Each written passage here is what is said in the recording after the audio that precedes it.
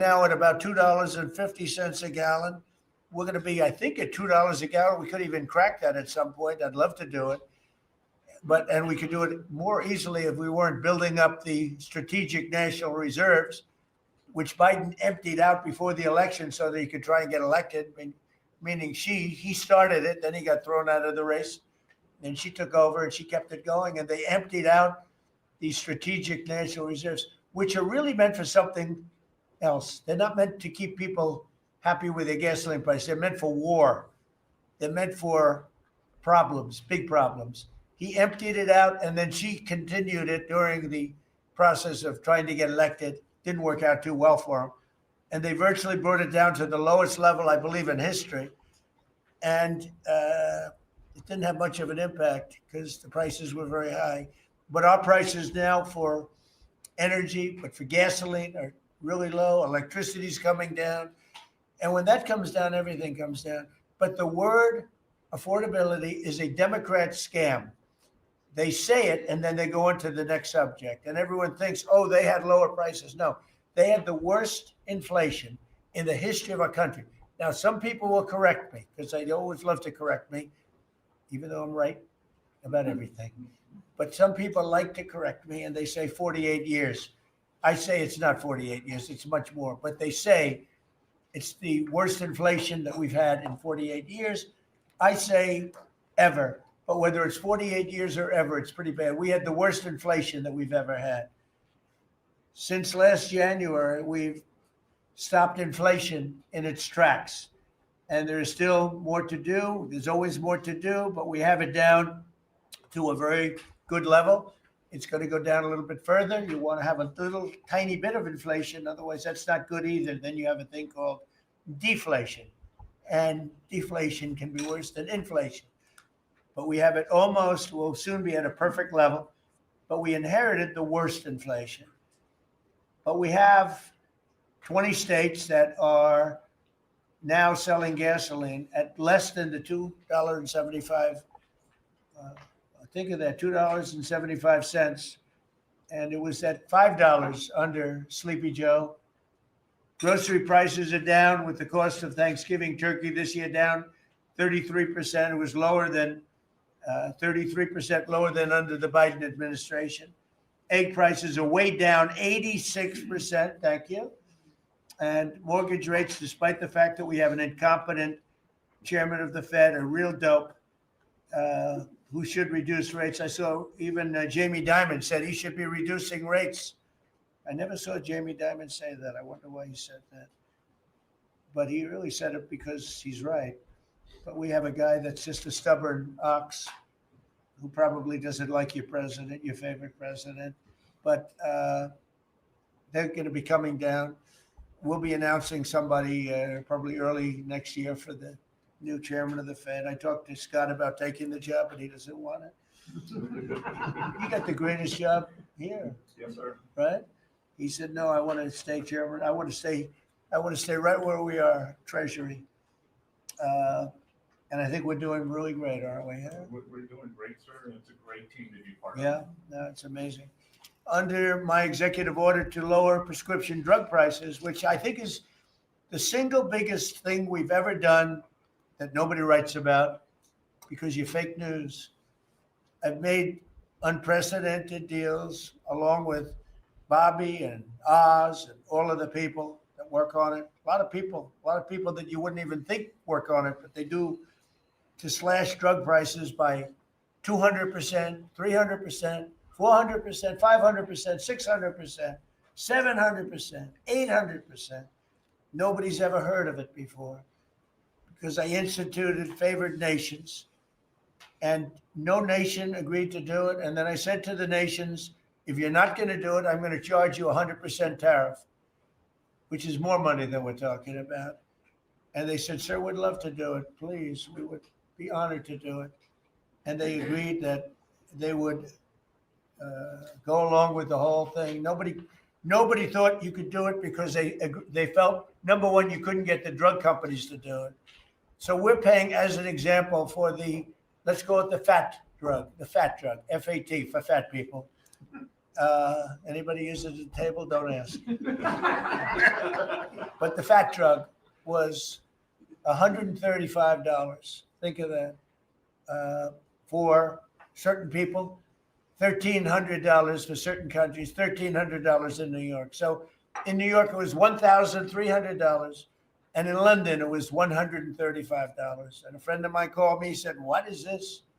Why is it? He got used to paying $1,300. Well, now what we have it down to is, Bobby, what's the number? Like 150 or something? We have it down to a low number, don't we? Yeah, it's around 100, 125, 150. Yeah, think of that. So we got it down from $1,300 to $125 to $140, depending on various countries. In other words, we're paying the lowest price, tied for the lowest price in the world. And people said, you could never do that because you couldn't get the countries to agree to it. I did. Every country agreed to it because I said, if you're not going to agree to it, that's okay. I'm going to charge you tariffs. And as soon as I said that, they said, we agree. And then we had to be a little tough with the drug companies, but they came along. The bigger problem was the countries. The countries just wouldn't go along with it, but they did. Every country. So we have reduced drug prices by 500, 600, 700, 800, 900%, depending on the drug, depending on the company, depending on all of the different factors involved. Nobody's ever even thought of drug reductions like that, price reductions. And I told you the story that in my first term, I was so proud of myself because I reduced drugs. It was the first time in 28 years that drug prices were reduced. It was 1/4%, 1/4%. And I was so proud of myself. I said, it's the first time in 28 years that drug prices went down over the course of a year, over the course of a presidency. 1 year, 1/4%. I had a news conference. I was so proud. Now I got them down, not 1/4%. I got them down 400, 500, 600% and more. And the fake news won't write about it. And it's going to have a huge impact on healthcare because a big part of it's buying drugs, buying prescription drugs. It's going to have a huge positive impact because Obamacare is a disaster. I said it years ago and I say it now. And the money should be paid, taken away from the insurance company. Obamacare was made to make the insurance companies rich. Their stocks have gone up 1,000% in a short period of time because the money goes to the insurance company. I want the money to go to the people. Let all the money go to the people and let the people go out and buy their own health care. And I see on television, people are advertising now, we will help you buy health care. We will go out and help you buy. That's becoming like an industry because of what I said. So something's going to happen. It's probably not going to be easy because the Democrats, frankly, they don't want to make a good deal for the people. They just want to make a bad deal for the country. They want to make a bad deal for the Republican Party. But the Republican Party is united. And I will say that what I would like to do is the money doesn't go, trillions of dollars get paid to drug companies. And you still have lousy health care. Obamacare is horrible health care. We want it to go to the people and then let the people go out and buy their own health care. And they'll do great. They'll do great. So we're negotiating that now with the Democrats. Well, congressional Democrats want the largest tax hike in history. I proudly signed the largest tax cuts in American history with the Great Big Beautiful Bill. The Great Big Beautiful Bill, the biggest piece of legislation ever signed, and that includes the extension of the original Trump tax cuts. But it's the biggest tax cut ever signed, and it includes no tax on tips, no tax on overtime, and no tax on Social Security. Nobody's ever seen anything like it. So think of that. And in addition, you get, if you buy a car, this is great for our car industry because we have a lot of car plants. We're bringing back the automobile business. 60% of it was stolen because we had incompetent presidents or incompetent trade people. But 60% of it was stolen over the years, and now I think we're bringing it all back. I think we'll be bigger than we've ever been in the auto business. That's not even to mention AI, where we're leading China. You know, we're leading China by a lot. They're not going to catch us. We have to be smart, but if we're smart, they're not going to be able to catch us. They know that. They told me that. Next year is projected to be the largest tax refund season ever. And we're going to be giving back refunds out of the tariffs because we've taken in literally trillions of dollars. And we're going to be giving a nice dividend to the people in addition to reducing debt. We, as you know, I inherited a lot of debt, but it's peanuts compared to the kind of numbers we're talking about. So we're going to be making a dividend to the people. And additionally, we're going to be able to reduce debt. And as time goes by over the next 2, 3, 4 years, those numbers are going to go up. And I believe that at some point in the not too distant future, you won't even have income tax to pay because the money we're taking in is so great, it's so enormous that you're not going to have income tax to pay. Whether you get rid of it or just keep it around for fun or have it really low, much lower than it is now, but you won't be paying income tax. We've slashed $1 trillion in costly job-killing regulations, saving Americans an estimated $2,100 for a family of 4. The Biden administration was the exact opposite, but times 4. They went up $6,000. We went down $2,100. Think of that. To bring down energy, electricity, and utility prices, I ended the Green New Scam. They call it the Green New Scam, one of the greatest scams in the history of our country. They talked about global warming and all that crap and what they've done to this country. What they've done by allowing 25 million people into our country, many of whom are criminals, many of whom 11,888 are murderers, and we have to get them out, and we're doing it. We're doing it. I think what the job that our law enforcement groups are doing, Christy, you and Tom and everybody, amazing. What you're doing is amazing. I terminated the insane electric vehicle mandate. And look, some people that make electric cars weren't happy with that. But we have to do that because you have to have a choice, whether it's a gasoline-powered car. And we have so much gasoline. You know, China doesn't have gasoline. We do. And whether it's a hybrid, which really are working really well, the combination of electric and gasoline driven. But we, everybody was supposed to, by 2030, everybody had to own an electric car under the Biden stupidity. And not everybody wants to do that. I like electric cars. I like all cars. They're all good. They all have reasons. But you want to be able to go and buy what you want. I opposed historic tariffs that are now bringing in so much money that nobody's ever seen anything like it. And countries that were ripping us off, including allies, but they were ripping us off for years. I won't use the names. I won't mention Japan. I refuse to mention South Korea. I will not mention names. But they were ripping us off like nobody's ever been ripped off before and taking horrible advantage of your country. But now we're making a lot of money. We're making a lot of money because of the tariffs that are pouring in. And it's really national security. Among everything else, it's national security. We've also rapidly turned the worst border crisis in world history. I believe we had the worst border ever in history. I don't care if you had a fourth world country. You know, we allow third world country in. We would allow fourth world war countries in also. It doesn't matter. There was never a border that was as bad as our border. We allowed anybody in with no checks, no vetting. So we've rapidly turned the worst border crisis in world history into the strongest border in the history of our country, and probably one of the strongest borders in the history of the world, because we have nobody coming through. And I want to thank our people. The Border Patrol is so amazing, ICE, and I want to thank the military for the backup, because they're standing right behind them. And that was really nasty for a period of months, and now it's no longer nasty. Now they don't even come up. Nobody comes up. It's an easy job. It made your job a lot easier because they know they're not going to get through. And we take people in, but they have to come in legally. For 6 months in a row, 0 illegal aliens have been admitted into the United States. You believe that? 0. We had millions of people coming in a year, millions. Now we have 0 for 6 months. And these are given by radical left people that do the numbers. I mean, they're not doing them any favor. They're being on. We don't have our net numbers are unbelievable. but we had 0 people in the last 6 months. Illegal border crossings along the U.S.-Mexico border have plummeted to the lowest level ever recorded. And nobody talks about that anymore. You know, it's crazy. They don't talk about it.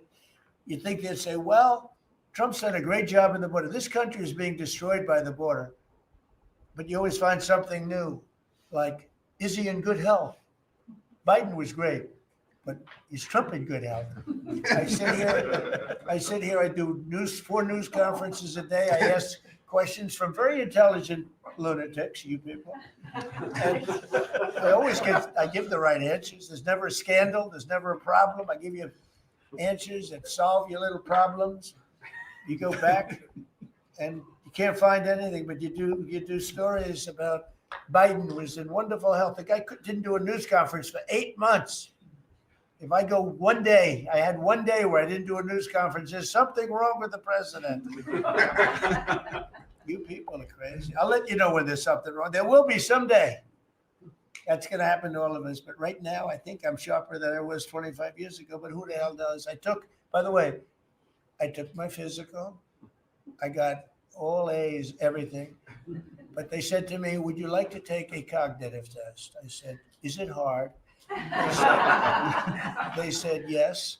I said, well, I'm a very smart person. Who was the last president to take one? No president has ever agreed to take one.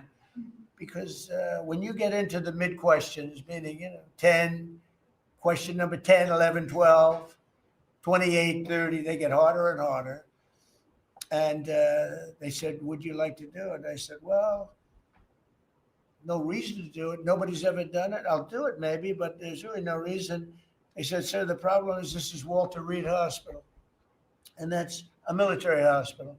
And that means that things are, sort of open. It's not like private where if you do poorly, we'll have to, probably you'll find out.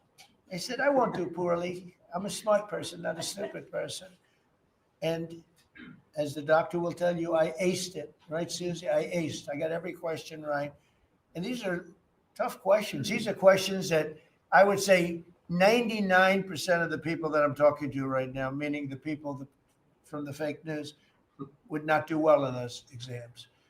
But I'm the only one that took it. I got every single question right.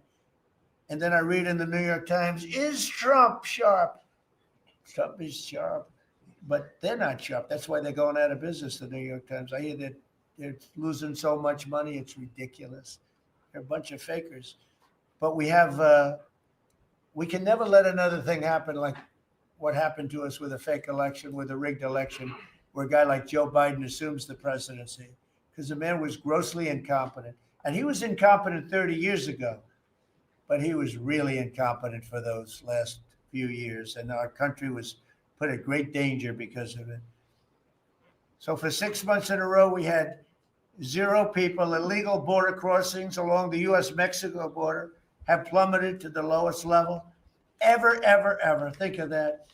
And the net benefit to our country is enormous, incalculable. America is strong and respected again. On the world stage, we're really respected. In fact, I went to a NATO and they were calling me the president of Europe.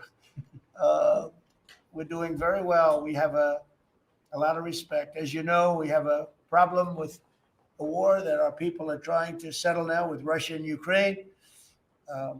We are not involved in the war monetarily anymore. Biden gave away $350 billion like it was candy. That's a massive amount of money. And much of it in cash, a lot of it in equipment. I don't give away anything. We sell the equipment to NATO. The European nations pay us for the equipment, 100% price. And then they bring it to Ukraine or whatever they do with it. But we're trying to get that settled. I've settled 8 wars. This would be the 9th. And our people are over in Russia right now to see if we can get it settled. Not an easy situation. Let me tell you what a mess. It's a war that never would have happened if I were president. Not even a chance. And it didn't happen for 4 years. We've renamed the Department of Defense the Department of War, and I thought that would be controversial. And frankly, I tell you what, I haven't met one person. There's not one person I've met that doesn't like it. You know, think of it. We won World War One, World War II, everything in between, everything before it. And then we said, let's change the name. So we changed it back to what it was, Department of War, and Pete's doing a great job. We ended 8 wars. Think of that. 8 wars, but we're going to do one more, I think. I hope.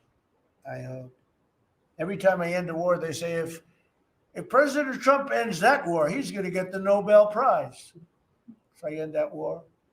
Well, he won't get it for that war, but if he ever gets it for the next war, now they're saying, if he ever ends the war with Russia and Ukraine, he's going to get the Nobel Prize. What about the other 8 wars? India, Pakistan. Think of all the wars I ended. I should get the Nobel Prize for every war, but I don't want to be greedy. Actually, the woman who got the Nobel Prize said, "You've got to be kidding. Trump deserves the Nobel Prize." So that was very nice of her. I appreciate it, which is true, actually. But I don't care about that. You know what I care about? I care about death. I care about all the people that are dying. And last month, 27,000 young people died, mostly young people, mostly soldiers, despite some missiles being shot into Kiev and other places. But think of it, mostly young people. 27,000 people died between Russia and Ukraine last month. What a shame. So we're restoring law and order to our cities and towns. If you look at what's happened, and I want to pay my deepest respects to those 2 incredible people from the National Guard in West Virginia they came from. I spoke to their parents. Sarah is gone. She passed away. She's looking down on us now, and she loves her parents, and they loved her. They were, somebody said, how are they doing? I said, the word is devastated. Doing. How are they going to do? They're devastated. The rest of their lives, they're going to be devastated. She was an incredible person, highly respected, top of her class, everything. She was like a perfect human being. 20 years old, just started. She was like a baby. She was so proud. They were giving her a promotion. And she told the parents that she was getting a promotion, and they were so proud of her. Then they get a call that this happened. And we have one young man who's fighting for his life. He's fighting very hard. I think he's probably doing better than anybody. And they said he didn't have a chance. I'll tell you, the one who said he's going to live is his mother. He spoke to his mother. Sir, he's going to live. I spoke to her very soon after this horrible event took place with this scum that is able to come into our country. I spoke to his mother. Sir, he's going to be okay. I'm telling you. No doctor thought that. Nobody thought that. He was hitting bad places, and she was like so positive. It was incredible. And it's possibly right, Pam, right? Possibly right. Boy, it would be amazing. If he lives, it would be amazing. A miracle, actually. But we're very proud of those 2 people. We're very proud of the National Guard. We're very proud of our military and our police and our firemen and women. If you go back and take a look a year ago, year and a half ago, it all changed, I think, on November 5th, the day of the election. But you go back before that, you couldn't get people to join the military, Pete, right? They didn't want anything to do with military. They wanted nothing to do with joining the police or the fire. They wanted nothing to do with anything. They had no spirit. The country it had no spirit, nothing. And now we just had the highest recruitment in history. And we're getting great people. We're getting great people.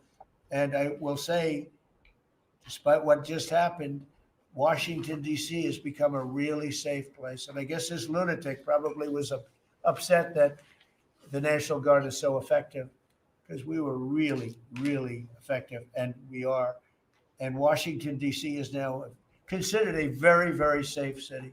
We had crime numbers a year ago that was so bad, embarrassment that the city, the capital of this country, could have numbers like that. And Washington now is, no murders, no this. It's been a miracle also what happened here. And now we're in Memphis, and we're going to New Orleans pretty soon. The governor called me. He'd like to have us go there. Governor Landry, great guy, great governor. He's asked for help in New Orleans, and we're going to go there in a couple of weeks. and we're doing a real job. Even Chicago's down a little bit because of we have a minor force there. We could knock it down within 4 or 5 weeks. We could bring it down to almost nothing. But we have a governor that's grossly incompetent, and we have a mayor that's even more incompetent than the governor. He's a very low IQ person. And typically low IQ people don't make good mayors. So I want to thank all of our cabinet members. They're high IQ. Let me see one. Yeah, generally speaking, a couple I'm a little concerned about. No, but I want to thank, we have a great cabinet, amazing people. All of them, sort of have become stars. We're getting credit for the good cabinet, actually. And I just want to wish everybody a great holiday. We've I think, done a great job with the White House, bringing the White House back. You see the Palm Court that was redone. The Lincoln bedroom was redone. The Lincoln bathroom is now gorgeous, like it should have been. It was terrible green tile that was never the way it was supposed to be. It was done in the 1940s, actually, but it was not proper. And we're restoring the White House just like we're restoring the country, and people are thrilled.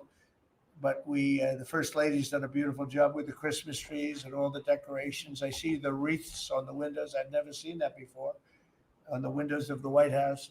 And it's 4 stories high. I said, how did they get that wreath? They had people going up in a little dangerous.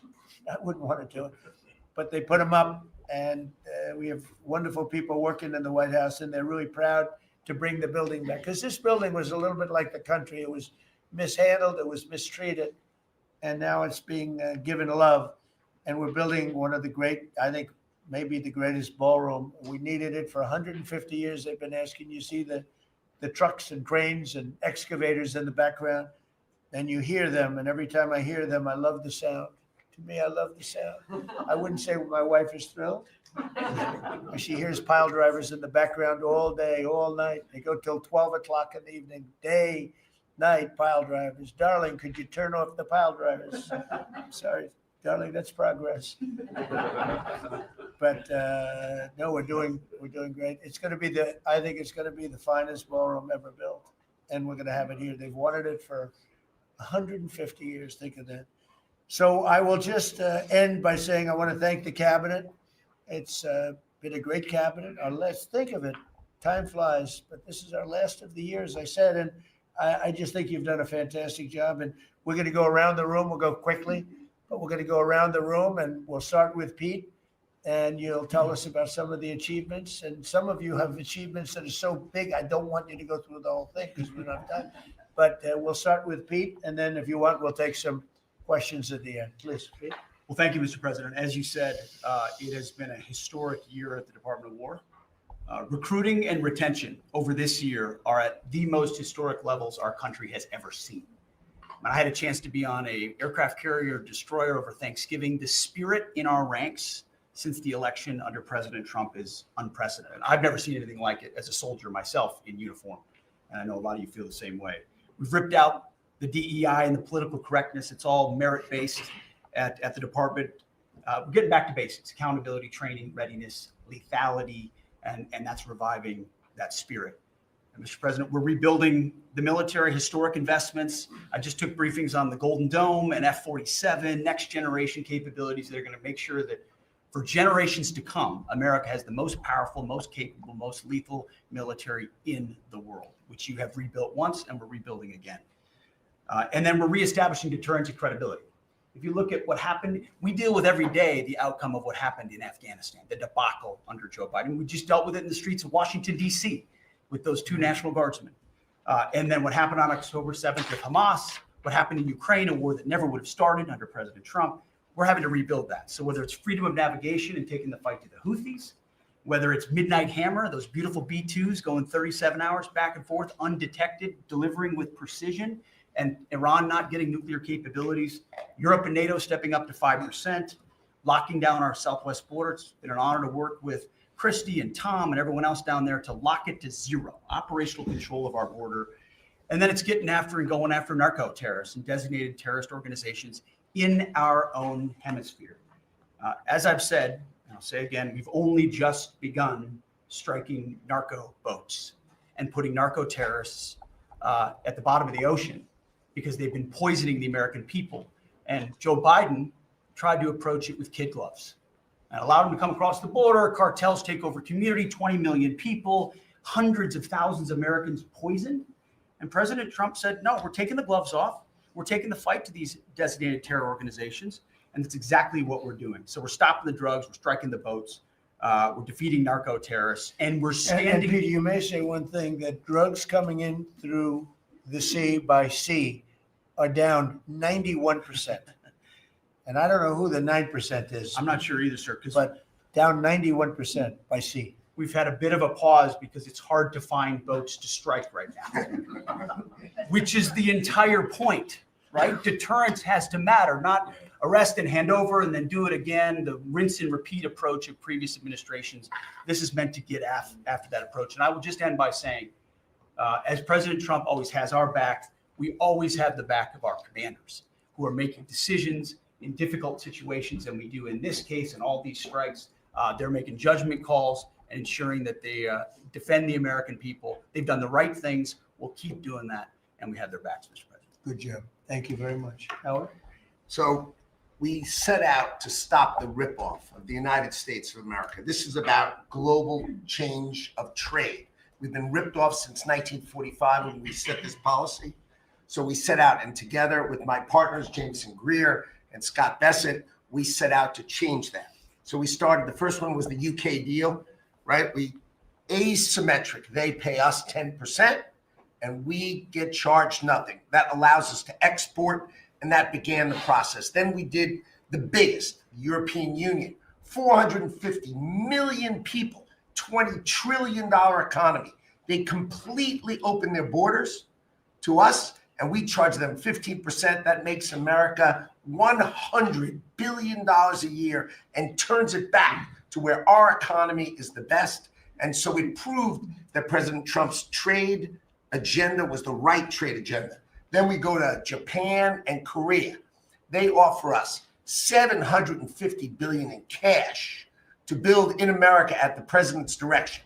And we're going to start, as an example, nuclear, right? We need to have a nuclear arsenal in America of power, the generation of power. So we're going to build hundreds of billions of dollars financed by the Japanese and the Koreans, meaning they give us the money, we build it here, and we split the cash flow 50-50. We're going to build ships, $150 billion worth of ships in America. That changes the way things work, right? After those trade deals, then you go to how are we going to reshore, right? Let's start talking about the auto industry, right? We've been competed against by Koreans, the Japanese, the Europeans. We're kicking our tail. President Trump changed it. 25% tariffs, bring it all home. This year, General Motors stock up 40%, Ford up 34%. And on the same day that we announced we had set all the tariffs, Sean Fain, the head of the United Auto Workers, called and said, I can't believe I'm calling a Republican Secretary of Commerce to tell the president that this is the greatest administration for auto workers in America. Stocks up and the auto workers up. That proves that President Trump understands how to take care of the whole ecosystem, both the companies and, more importantly, the people who work there. Semiconductors, right? We didn't build any. The Biden CHIPS Act was a $60 billion giveaway, right? We've now turned that. $300 billion is committed to America. That's going to go up to $750 billion in the next 60 days, right? And then you go to pharmaceuticals, right? $250 billion being invested in America, and then working together with Bobby Kennedy, right? Pounding away on that MFN, working together as a joint team. They're coming to over $250 billion and cutting prices in half. We did the golden share of U.S. Steel to make sure the Mon Valley is protected. Intel gave us 10% of the company, make tens of billions of dollars, right? And the last thing I will say is a year ago today, I was working on transition with President Trump, right? To build the greatest cabinet ever for the greatest president ever. And I, as I sit here today, I can't be more proud of how you did it, sir. You've created the greatest cabinet. It is a joy to be at this table. You know, one thing we will mention. So they came to see me from Intel and they had a problem. I said, look, we'll fix your problem, but I think the United States is entitled to 10% of your company. And the chairman looked at me and he goes, you have a deal. Tell him, how much money have we made since I made that deal? It's only 40 billion. 40 billion. We made $40 billion. That was what, 3 months ago. Does anybody write about it? Nobody writes about it. That's okay.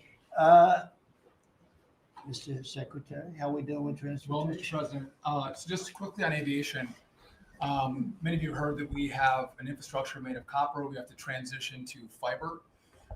The last administration said it was going to take more than 10 years to complete the transition from copper to fiber. They had no plan to actually do it. We have already completed a third of this transition from copper to fiber. Now it's going to take longer for us to go from analog to digital. By the way, the rest of the world transitioned 20 years ago from analog to digital. We are just going to do that at the FAA right now, but we're buying new radios. We're going to buy new radar. By the way, those radar are going to be made in America, Mr. President. This phase of the operation will be completed by the time you leave office. It's 3 years.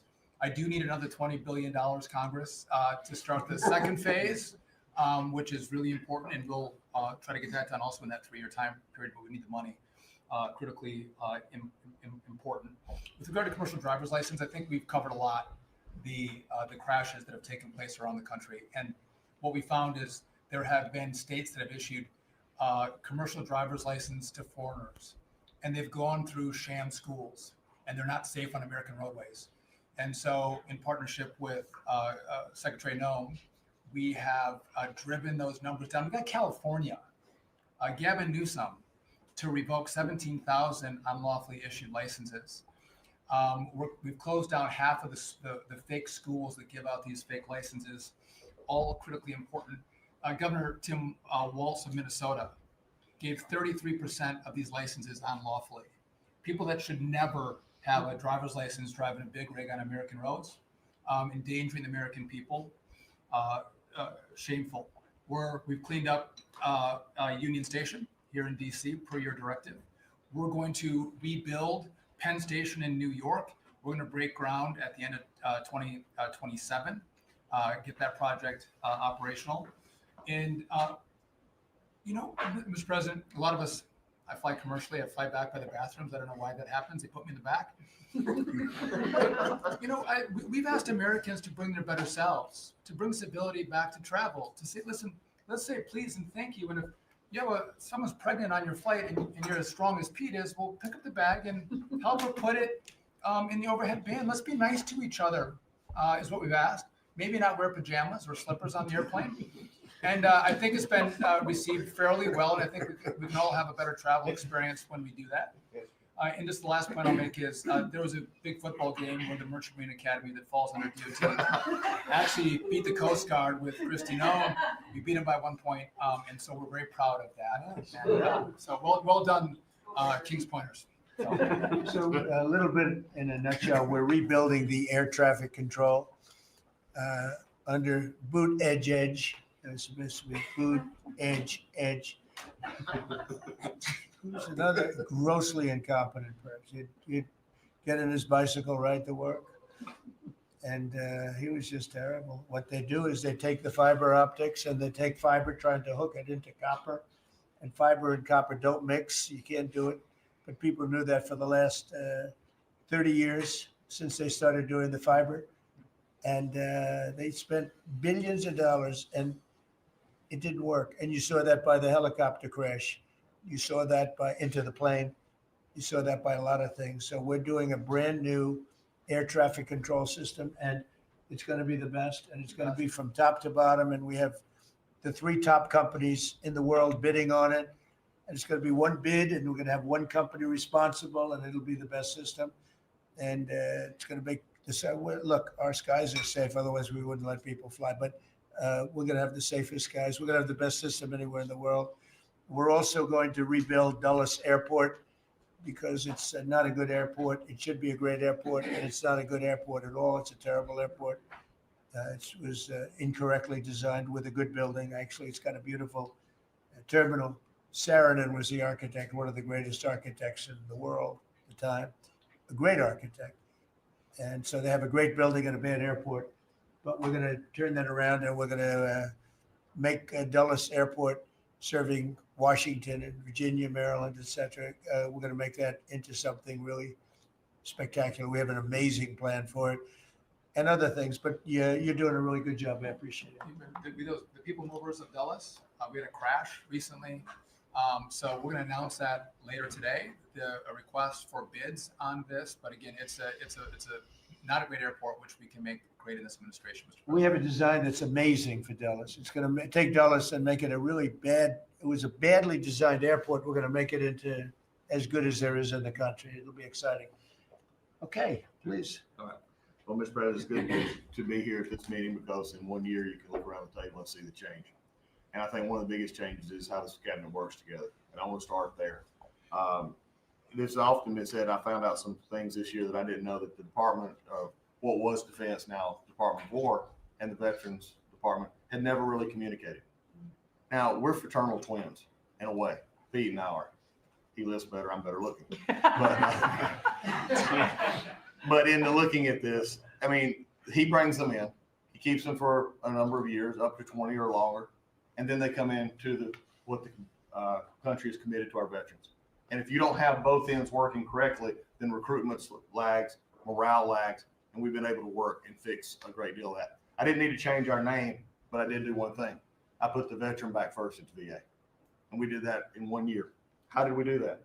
We started taking things that have been neglected for a long time and put them back. We had a backlog in which we've dropped over 160,000. We're not talking year-to-year change at the VA. We're talking 5-6 years. We have to go back 5 to 6 year prior COVID numbers to see the change of backlogs that are now reduced.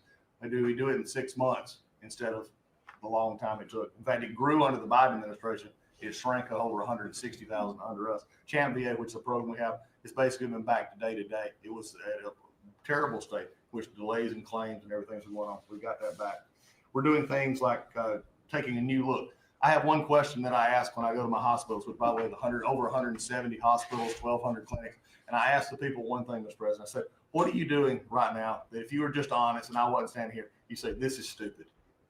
It's been amazing what we've gotten and the feedback that we've had. We've been able to change how we do credentialing, how we do privileging, how we do hiring. We're all working through that. And it has all made a difference for our veterans as we go forward. CNP exams for veterans out there listening. If this is the one where disability claims, well, they say, well, let me send you to a doctor to make sure. Most of the time we have that already in the record. We're working now where those could actually be changed, where we just look at the record and not have to send them to the doctor. That's almost a $3 billion savings that we get, and also not taking what the veterans get. We're also getting ready to announce here pretty soon a reorganization that's going to bring our hospital system organizationally in line with the 21st century. We are the largest healthcare organization. It's about time we acted like it, Mr. President. You gave that leadership, and we're going to do it. And also one thing, community care contracts getting ready to go out. It's one of the largest contracts in the federal government, but it does exactly what you and I have talked about before, making sure that our veterans can get care in the system or in the community, wherever they want it. We're getting ready for that. Now, I have one thing for all the press who really enjoyed the first of the year, saying, oh, you know, they're going to cut all these jobs, 80,000 this, 80,000 at the VA. Mr. President, every success that I just gave you came after the fact, or pretty much after the fact, that we had 30,000 take early retirement. Early retirement, no risk, although you reported it as loss and risk. You can't help yourself. 30,000 took a retirement. Every bit of the success that I just told you about came with a reduced workforce. It was a motivated workforce that said, how can we take care of veterans? That's what this cabinet does. That's what we're doing for you. And you've got the highest approval rating we've ever had at the VA. So that tells you something. You're doing a great job. Thank you very much. Jameson, please. There's been some activity on trade this year. For about 75 years, we had a system, global trading system that was premised on the United States having totally open borders, right? Not just on immigration, but on goods and services, and everyone else generally kept higher tariffs, higher non-tariff barriers, et cetera. Obviously, the outcome was we had a huge trade deficit. You took it head on. You gave all of us who work on the file a lot of leverage. So we spent the past, 10 months or whatever we've been doing now, just going around the world and flipping the script. So now we're in a situation where we've protected our industries. We have the tariffs. and the other countries have decided to take their tariffs down and non-tariff barriers. And we've done it in a very constructive way. We've achieved agreements on reciprocal trade, which are a new kind of trade agreement that's really focused on making sure we have balanced trade, we have reciprocal trade, that we're treating each other fairly. And it's been embraced by the international community. And it's going to be exciting to see what it's like 5 years, 10 years from now, because you've changed it. And that's how it's going to be now. And I think you should be commended for it. And we look forward to seeing what comes in the next few years. Thank you very much. You're doing great. He's doing a great job. Thank you very much. Please. Thank you, Mr. President. Last time I was here, I said that the amount of dereg that we had for regulatory was 30-1.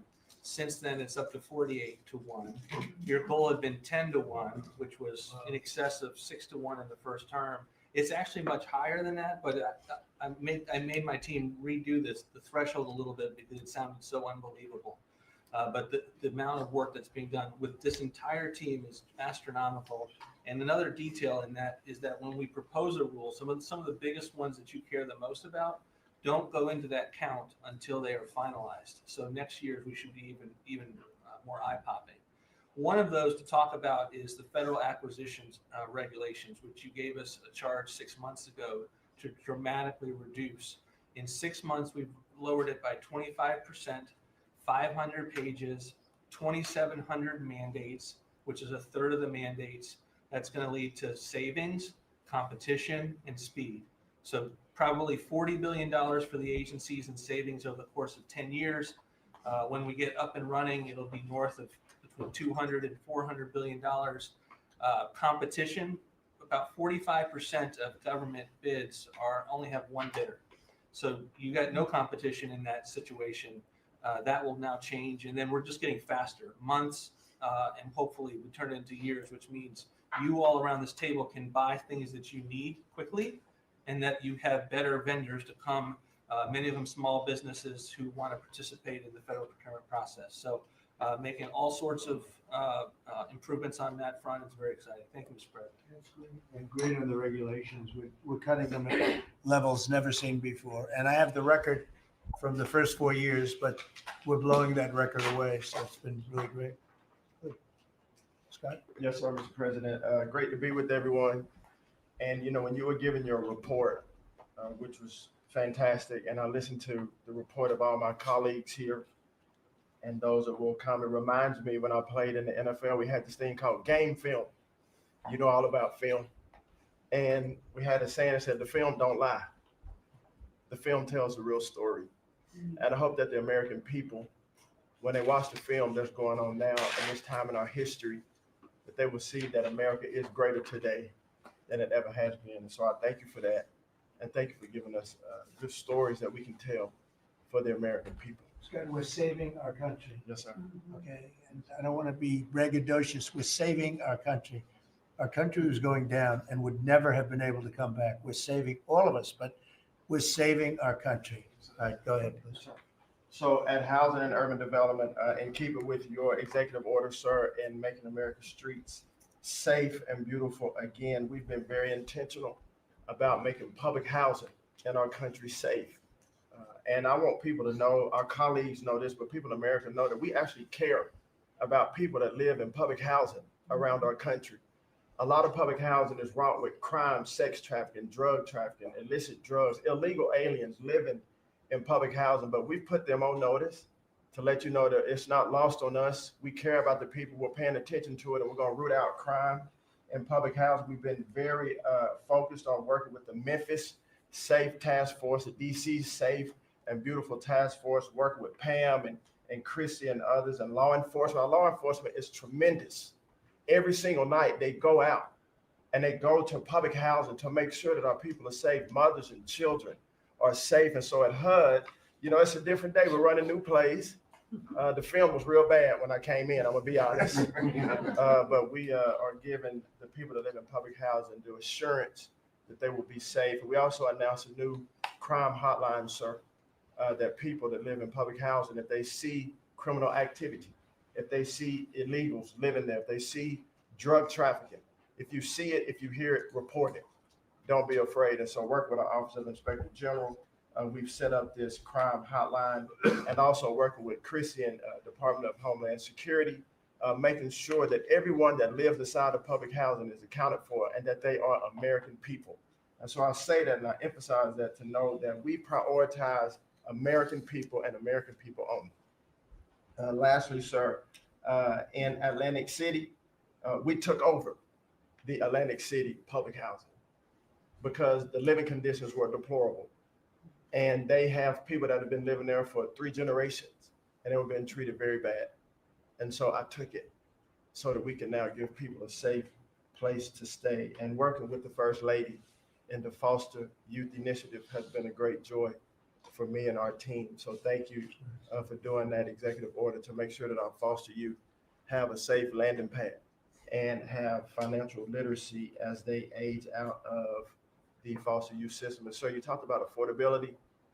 HUD has supported over 1 million Americans in home ownership and affordability, and over 560,000 are first-time home buyers. So I hope that the press will write about that good news, that 1 million people are able to own a home and to refinance their homes. And so we are moving our building from DC to Alexandria, Virginia. So thank you for your support. We're going to save the American people about $500 million.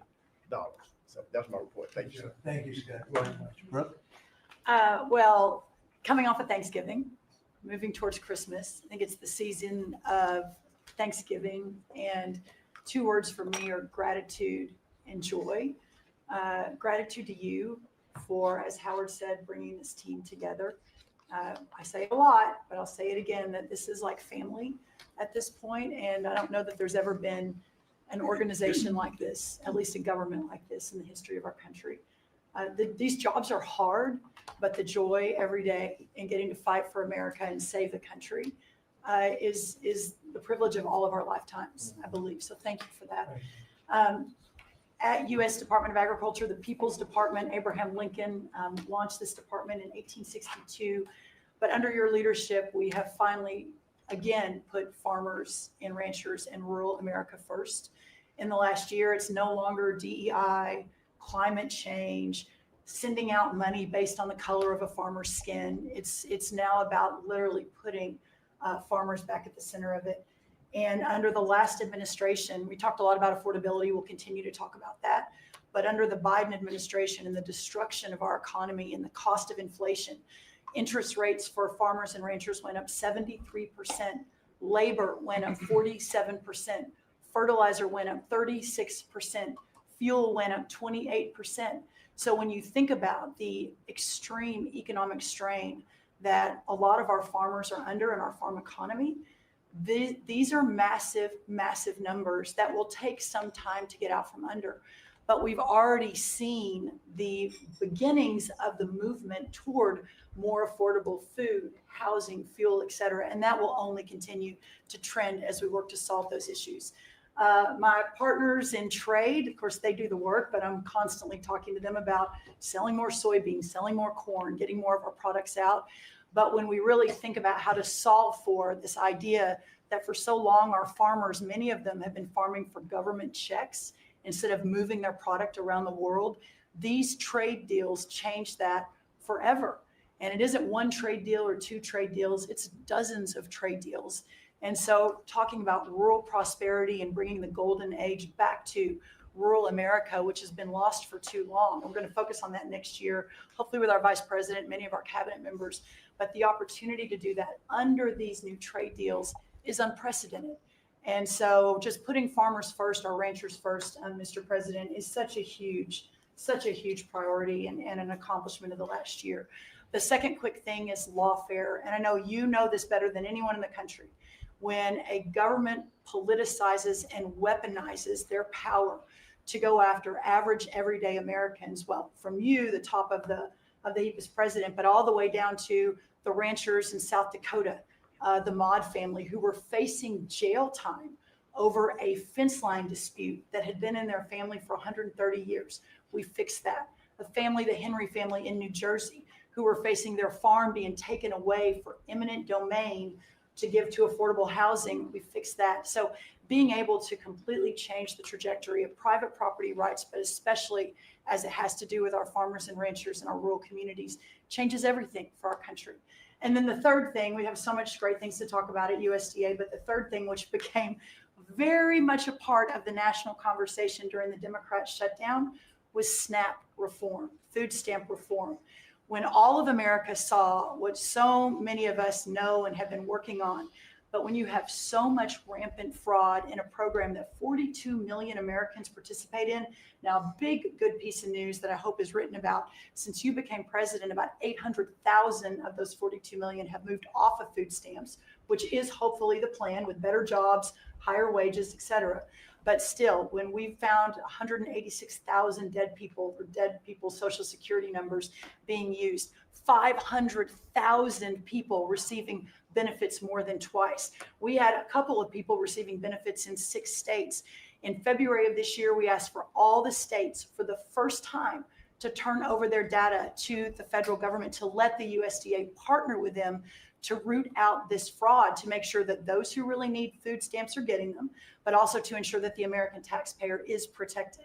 21 states said yes, not surprised. 29 states said yes, not surprisingly, the red states.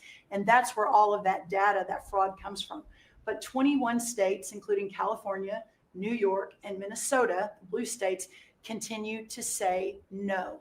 So as of next week, we have begun and will begin to stop moving federal funds into those states until they comply and they tell us and allow us to partner with them to root out this fraud and to protect the American taxpayer. As Joe Biden was working to buy an election a year ago, he increased food stamp program funding by 40%. So now as we continue to roll that back. So the partnership in Making America Healthy Again is also in food stamps, but a lot of what Bobby and I are doing together is really remarkable. But again, just gratitude and joy for this work, and so grateful to you. The final thing I'll say, a lot of gratitude to Secretary Marco Rubio for wearing his Aggie maroon tie as a reflection of Texas A&M beating Florida handily about a month ago. So Marco, I want to thank you, and much gratitude and joy in my heart as well. Yes. But thank you, sir. We also have to say something about China with one of the largest purchases ever in our country, the soybeans. Yes, sir. And so I want to thank President Xi. We had a great meeting. We were in South Korea, and I went to a lot of other places too, but we met in South Korea, and President Xi was great.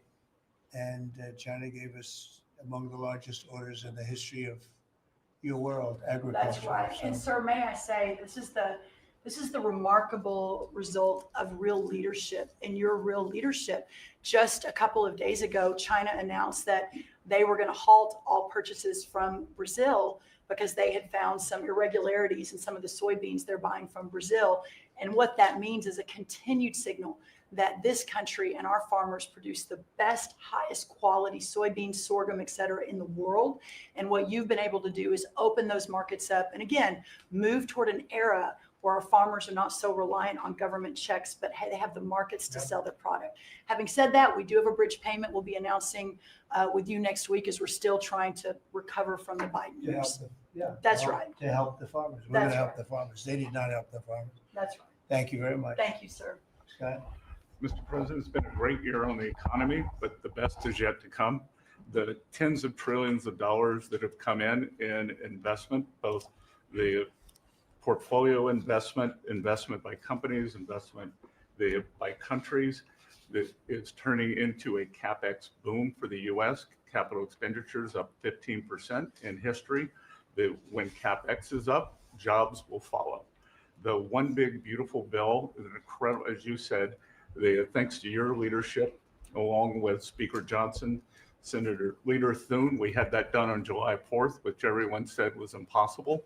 And the great thing about that bill, sir, for the American people, it's for industry, 100% expensing, build your factory here, you can write it off immediately, but you also insisted on the 4 benefits for working people: no tax on tips, no tax on overtime, no tax on Social Security, auto deductibility for American cars. And that is retroactive. So as a result, in 2026, we are going to see very substantial tax refunds in the first quarter. So the best way to address the affordability crisis is to give Americans more money in their pockets, which is what this bill has done. We're going to see real wage increases. I think next year is going to be a fantastic year. Taxes, deregulation, energy certainty. That's why everyone with your leadership is coming to America. Bond market had its best year since 2020. Everyone said couldn't be done. So we're going to have growth. We've had 2 4% quarters before the Schumer shutdown. We're going to go back to that. So not only are we going to have great growth, but it's going to be low inflationary growth. And stock market obviously is following, but next year is going to be the year for Main Street as all this kicks in. And you came in, immigration, I called it the 3 I's, immigration, interest rates, and inflation, that were killing the American people. Close the border, the promise kept. Interest rates are down, and 10-year bond, again, best year since 2020. And inflation led by energy prices is going to roll next year. I think it's going to be a fantastic year. We can look back, be very proud of this year, but I think 2026 is going to be great for the American people. Thanks to you. It'll be great. Thank you very much. Mr. Vice President. Thank you, Mr. President. It's an honor to serve with this great team that you've assembled. And I just want to pick up on something you said, Mr. President, because you hit the nail on the head, that it is absurd that Democrats talk about an affordability crisis that they created and the people around this table work every single day to address. You'll hear a lot of statistics today. You hear a lot of statistics in our political conversation. I think the most important statistic for the American people is that under the Biden administration, the average American family lost over $3,000 of household income. And under the first 10 months of this Trump administration, they have gained over $1,000 of household income. What that says very clearly is that we are fixing the problem that Joe Biden and the Democrats created in the last administration. If you look at every affordability crisis that's confronting the American people today, it is traceable directly to a problem caused by Joe Biden and congressional Democrats. Why did homes get so unaffordable? Because we had 20 million illegal aliens in this country taking homes that ought by right to go to American citizens. Why did tax bills get so unaffordable? Because Democrats were raising taxes while congressional Republicans under the president's leadership, we're now cutting taxes. Why did food get so expensive? Because we printed trillions of dollars and threw it into green scams that made our agricultural economy suffer while Americans were paying higher prices for food. On every single one of those issues, Mr. President, I think we've made incredible progress, but it would be preposterous to fix every problem caused over the last 4 years in just 10 months. I think that we've done incredibly good, but what I see over the next year, and you heard Brooke talk about joy and gratitude. What I really think this season represents for me, and I think for the entire administration, is that we have now done incredible work to fix what Joe Biden broke. And I think the next year in American growth and American prosperity could be the best year that we've had in the United States of America. It's going to happen because we're all working hard. It's going to happen because we have the greatest country in the world. But I think for congressional Democrats in particular, if they want to talk about affordability, they ought to look in the mirror. We are fixing what they're broken. We're proud to do it. It's the job that we were elected to do. But I think 2026 is going to be the year where this economy really takes off. Thank you very much. Thank you, sir. Great. Pam? President Trump, thank you for talking about Sarah. Heartbreaks for her family. And Andy is doing well. His parents, Melody and Jason, wanted me to tell you, and I was with them yesterday in the hospital. He's a miracle. I was there when the surgeons came in, and they wanted you to know this. He's a miracle. And if everyone in this country can continue to pray for that family, he's got a long road ahead of him, but he is a miracle. And of course, our DC initiative is led by our amazing, and the monster will be held accountable who did this. Our marshals, of course, are leading the DC Safe effort.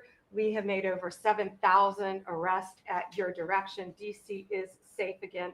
Working with everyone around this table, Pete and everyone. Scott and I were in Memphis together last week, And everyone, and Bobby, your HHS, doctors and medics are on the ground to help people in Memphis and DC. In Memphis, we've made over 3,500 arrests so far. And Homeland Security, Christy, you've been instrumental in this. But it's everyone working together as a team. We even have Treasury agents out there. It's unbelievable on the ground in DC and Memphis. Of course, law enforcement first, FBI, all, Kash Patel has led the FBI. We have a 100% increase in the arrest of violent criminals, thanks to your leadership. DEA, led by Terry Cole, over 45 million fentanyl pills, 4,200 kilos fentanyl powder. That is the equivalent of 347 million potential lethal doses. That's unbelievable that you've taken off the streets of our country. And the weight of all the drugs combined taken off by DEA is the weight of 17 full semi-trucks of the drugs just since you've been in office, the drugs that had flowed into this country under the previous administration. ATF, led by Rob Sakata, has seized more than 31,000 illegal guns. 31,000. Unbelievable at your leadership. 19,000 of those were from trafficking cases. We've been sued on the legal front now. We have been sued 575 times. 575 times. More than every administration going back to Reagan combined. Most recently, yesterday, I was sued by an immigration judge who we fired. One of the reasons, she said she was a woman. Last I checked, I was a woman as well. 24 Supreme Court wins, President Trump, 92% success rate. We told you it would take a while to get to the Supreme Court. We're doing it at record speed, led by John Sauer, of course, Sarah and Hosh, all working together. Immigration, we're winning. Nationwide injunctions, ending DEI funding, working to secure that our federal workforce is aligned with your America First agenda, representing pretty much everyone in this room. We met with your general counsel yesterday, Doug, met with, working with everyone. It's nonstop. ICE, of course, we're winning there with Christy. We're Brooke, SNAP benefits, won there. Marco, USAID. Pete, National Guard, of course, going nonstop. Our U.S. attorneys are fighting violent crime, working around the clock to make America safe again, which was your directive. Our Civil Rights Division, suing Gavin Newsom 3 times now, Prop 50, keeping boys out of girls' sports and in-state tuition for illegal aliens. We've sued over election integrity. We are litigating major universities with Linda. Thank you, our Civil Rights Division, for everything that you've done to end DEI in our schools. Our Civil Division fighting sanctuary cities every single day. And of course, our Antitrust Division with Google, major settlement. Our attorneys are working on terrorism, TDA, MS-13, Antifa, President Trump. We've charged more than 500 defendants with assault on federal officers, thanks to your directive. And also, we have dropped countless cases against Americans that were prosecuted under the Biden administration, including J6, COVID, FACE Act, and more. And as everyone knows, we cannot talk about pending grand jury investigations, but no one is above the law, and that includes what happened in Arctic frost. I hope everyone has a very Merry Christmas, Happy Hanukkah, and Happy Holidays. Thank you for fighting for our country. Thank you. Thank you very much. Please, Laura. Great. Well, thank you, Mr. President. Thank you for allowing me to be at this table. When I came on board, I knew really none of you in this last year. And it's been a year, Mr. President, since I've had the pleasure to serve this country on the workforce. Everybody said the Department of Labor would be quiet, fly under the radar. You won't have to do too much. Absolutely not, because you made the American people realize the American dream is real for the American workforce. And it's been under your leadership, Mr. President, that over 2 million jobs that has been created since you started have been native-born workers. And that is the difference between this presidency, this administration, as opposed to the Biden administration, where mostly foreign-born or federal government jobs. And I think through the private sector, over 2 million jobs of native born. And so the Labor Department has wasted no time in putting that into action with our Make America Skilled Again, either grant dollars, but the intentionality of the apprenticeship program, 1 million active apprentices across this country. We have done over 250,000 new apprentices so far in the first year and registered over 2,000 new apprenticeship programs. Why do we need the apprenticeship programs with the men and women in the trades?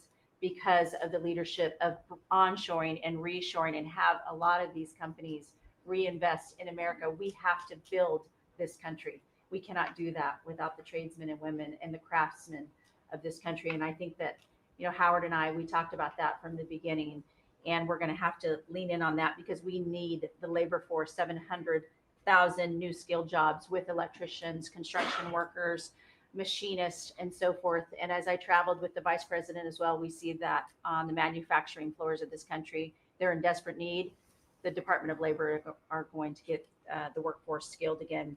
Working with Secretary McMahon as we move a lot of the education out to our respective states, we are now working together, and we have deployed $86 million in investments.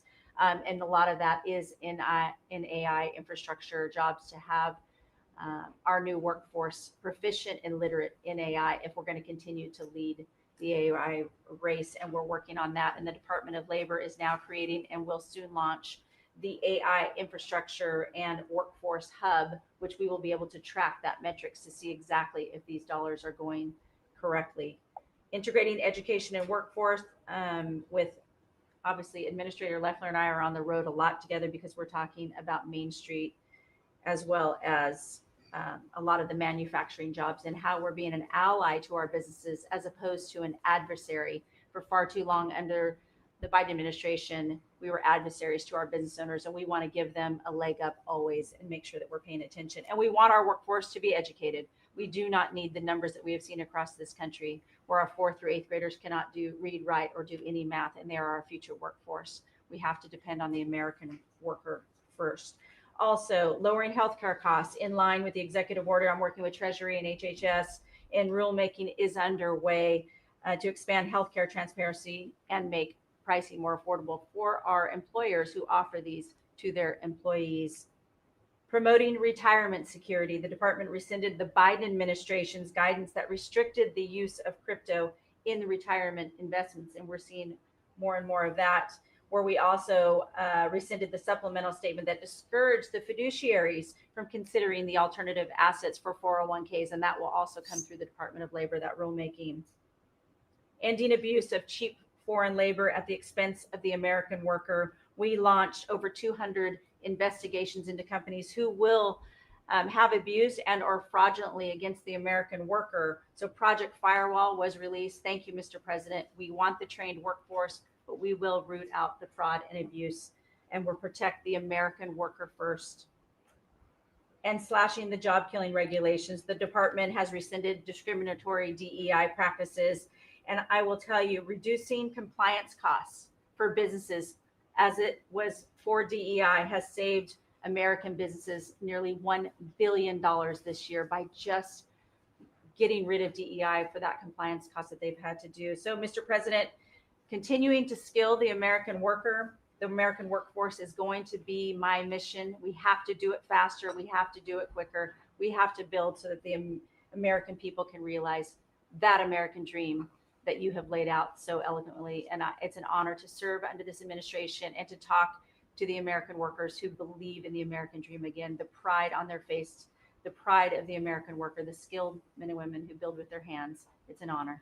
Thank you, and Merry Christmas. Very good job. Thank you very much. Chris? Mr. President, I am honored and frankly inspired to sit at this table with this incredible team of leaders that work every day for one and only one constituency, the American people. Not this group or that group, the American people. The price of energy is very much on the mind of Americans. The biggest determinant of the price of energy is politicians, political leaders, and policies. That's what drives energy prices. Under your leadership, what we've seen in the United States is just a steady drop in the price of gasoline, a huge consumer cost for Americans. As you mentioned early on, well below $3 a gallon right now and trending downwards. There are a number of stations in the heartland of America with $1.99 signs flying today. That's simply impossible without the leadership and changes you've brought. Now, of course, you can go to California, where the average price of gasoline is between $4.50 and $5 a gallon today in California. That's just bad political leaders there and bad policies in California. And taxes. Of course. Taxes they charge on gasoline are just insane, terrible.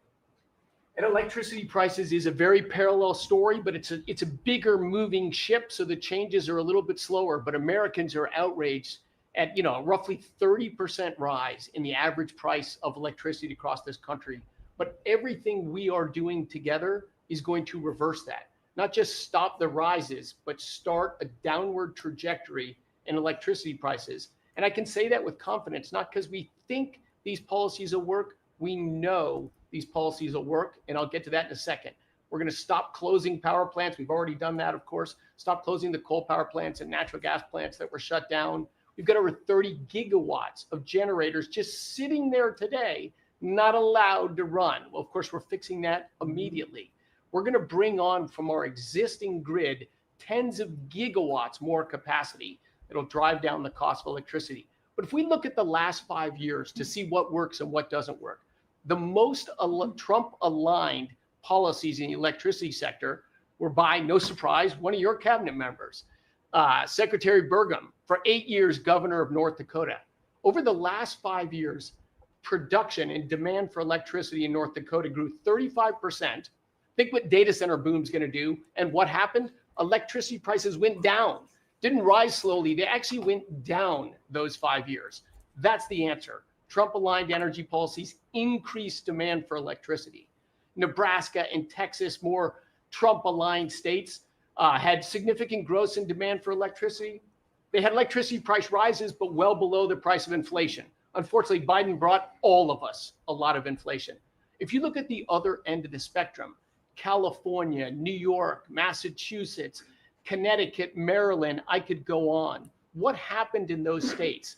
Policies and politicians that force the building of unreliable electricity generation, which requires new infrastructure and transmission lines. And what happened? Today, they produce less electricity than they did 5 years ago. A lot of spending money and less electricity. What does that mean? Of course, much faster rises in the price of electricity. Blue states have had 1.5 times faster rise in electricity prices than red states. Red states alone, less than inflation. We need to bring those policies. You are bringing those policies to the national level. We hope the blue states will come along with us, but your policies are going to start the decline of electricity prices nationwide under your leadership by just bringing back common sense. So thank you for allowing me to be part of this team. For people here who are focused on winning, special thanks to Howard and Scotty, who were there with me to see the Denver Broncos win on Monday night. Now we want nationwide wins on energy for 3 more years. And we're doing more energy production than we've ever done by far right now. Records across the board. That'll continue to be reset every year you're in office. Thank you very much. Well, Mr. President, thank you for giving me a very interesting job. Some days it's a little controversial too, but it's been an honor to work for you. You are a great American. The fights that you pick are the right fights, and they're always on behalf of this country. So I appreciate the chance to do this job heading up this department. If you think about what Joe Biden did with the Department of Homeland Security, he used this department to invade the country with terrorists. He opened up the borders, let anybody come in that wanted to. He put them on airplanes. He let them through our airports. If they could figure out a way to get to our shores and in our country, he just opened the door and invited them in. So it's our job to get them out. And I want to thank you for this team, because I look around the table and I think every single person here has helped me do my job over the last year. They've supported us at the border and given us resources. Marco negotiates all the travel documents and relationships with other countries to take their people home. 2 million people have gone home already. The people that were here illegally, you've removed from our country and sent home. And we're going to send more home for the holidays too. and make sure that they get to be with their families in their countries. Yes. That's right. Pam, that's right. They're terrible, horrible people. And Pam, make sure she's fighting for us in court so that we can get up every day and be bold. We're going to hire our 10,000th ICE officer will be on the job within 10 days. So we have hired 10,000. We've had hundreds of thousands of applications. We've got within the department, TSA went through this government shutdown without any delays. They all showed up for their shifts and worked hard doing security. And they have been absolutely fantastic. Sir, you made it through hurricane season without a hurricane. Yeah. And so FEMA, you kept the hurricanes away. So we appreciate that. And FEMA is deploying resources and dollars 150% faster than ever before. So somebody does have something bad that happens to them, you are immediately there helping them and telling them they have the resources to get back up on their feet. So we have built and deployed hundreds of miles of border already. You have cut the fentanyl flow over the southern border by over 56%. You've saved hundreds of millions of lives with the cocaine you've blown up in the Caribbean. And, you told me to look into Minnesota and their fraud on visas and their programs. 50% of them are fraudulent, which means that wacko Governor Walz either is an idiot or he did it on purpose. And I think he's both, sir. He brought people in there illegally that never should have been in this country, said they were somebody that they're not. They said they were married to somebody who was their brother or somebody else. Fraudulent visa applications, signed up for government programs, took hundreds of billions of dollars from the taxpayers, and we're going to remove them and we're going to get our money back. And we're going to, this next year, make sure that we only put people in leadership positions in this country that love this country and have its back. So thank you for letting us get up every day and have a purpose. We appreciate you.